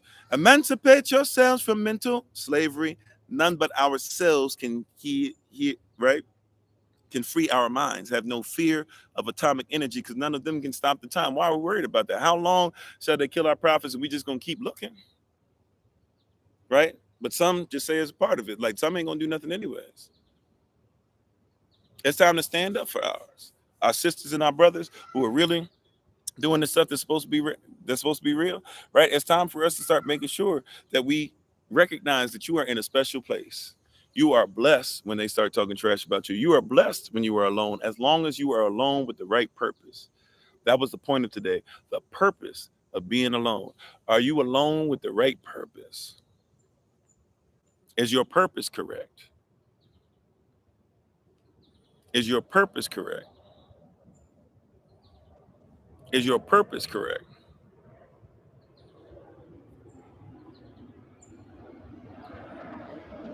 Is your purpose correct? If your purpose is correct, Yah has to separate you from the world. And but guess what? If I'm separated from the world, even in Revelation 12, when I come into the wilderness, I don't come by myself. I come as Israel. Israel comes into the wilderness to prepare themselves for the next level. It's time to separate, and it's all right to be all right with being alone. But once again, if you're feeling lonely, I just want you to think about it. Pray to Yah. Study what I've talked about today, right? Listen to the recording if you just come in at the end. But if you are feeling alone, it is quite possible you're lonely feeling not alone, excuse me. If you are feeling lonely, it is quite possible this feeling of loneliness comes because you are alone without a purpose. Your purpose of being alone is not to stay by yourself. Your purpose of being alone is not to get credit for building whatever, whatever. Your purpose for being alone, as we talked about last night, is not to lead from the sides, but to lead from the center, where people will look on the outside of the circle and will not be able to see what's going on the center. But you being in the center are actually leading. Be okay with being alone in a place. True leaders of environments oftentimes feel alone, but they don't necessarily feel lonely, but they do feel alone. Why? Because I'm doing stuff, I'm seeing things that other people don't look for, and I'm influencing things that sometimes I don't get credit for. And I wish that I could get credited, not for myself, but I wish I could get credited, because if you would say that this came from us and you would say this would come from us, then really people will realize we're more united. But sometimes we can't even talk about being united. Yahweh has sent Yahashua. Yahashua has sent Ravak HaKodesh. Ravak HaKodesh is trying to lead us from the center, and we're so busy trying to take credit for what she's teaching rather than make sure that we're all together as one. I'm telling you, leaders of environments will feel alone, but you should never feel lonely. I know when people say that, right? I'm never alone. The angels are with me. Yahweh's with me. Yahashua is with me. And all that's true. I'm just trying to tell you, there are some people out there who will feel lonely, but it's okay. Yes, Yah is always with us, so we're never truly alone. I just want to give you a little extra today and say that it's okay if you do feel alone. Just don't get into a place of loneliness. If you're in a place of loneliness, it might quite possibly be because you are in a position.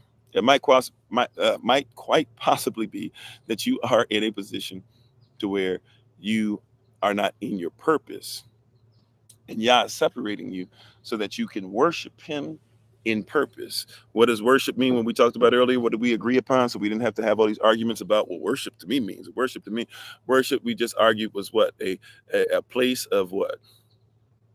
A place that we could always all what? A place of extreme respect. If we worship Yah, whether you're talking about bowing down, praising Him, praying to Him, loving on Him, etc., we're trying to worship Him from a what? From a position, we're trying to, from a place of extreme respect. Pharaoh, let my people go into the wilderness for 3 days journey, 60 miles, that they might be able to worship me for 2 weeks. Why? Because in your place of slavery, they have never heard me. And I'm going to try to respect you, Pharaoh, as king. I'm a king, and I could just do whatever, but I like free will to be established. So if you would like, please, right? If you would like to, Pharaoh, please allow my people to come and worship me. Otherwise, it's not going to turn out that great for you. And now this is not for us as much as it is for this wicked system. And once again, any demonic influence that might try to come through Israel or try to come around Israel or come through Balaam doctrine or Nicolaitan doctrine, etc. Yahweh is being nice, and he's asking for his people to be released. But there's going to come a point where he's not going to be nice. It's just going to be, it is what it is. You got to choose you to stay what you want. because Yashadal will be separated. And those who want to be a remnant and still be in the world and get messed up by your people and stuff, devil, hey, that can happen.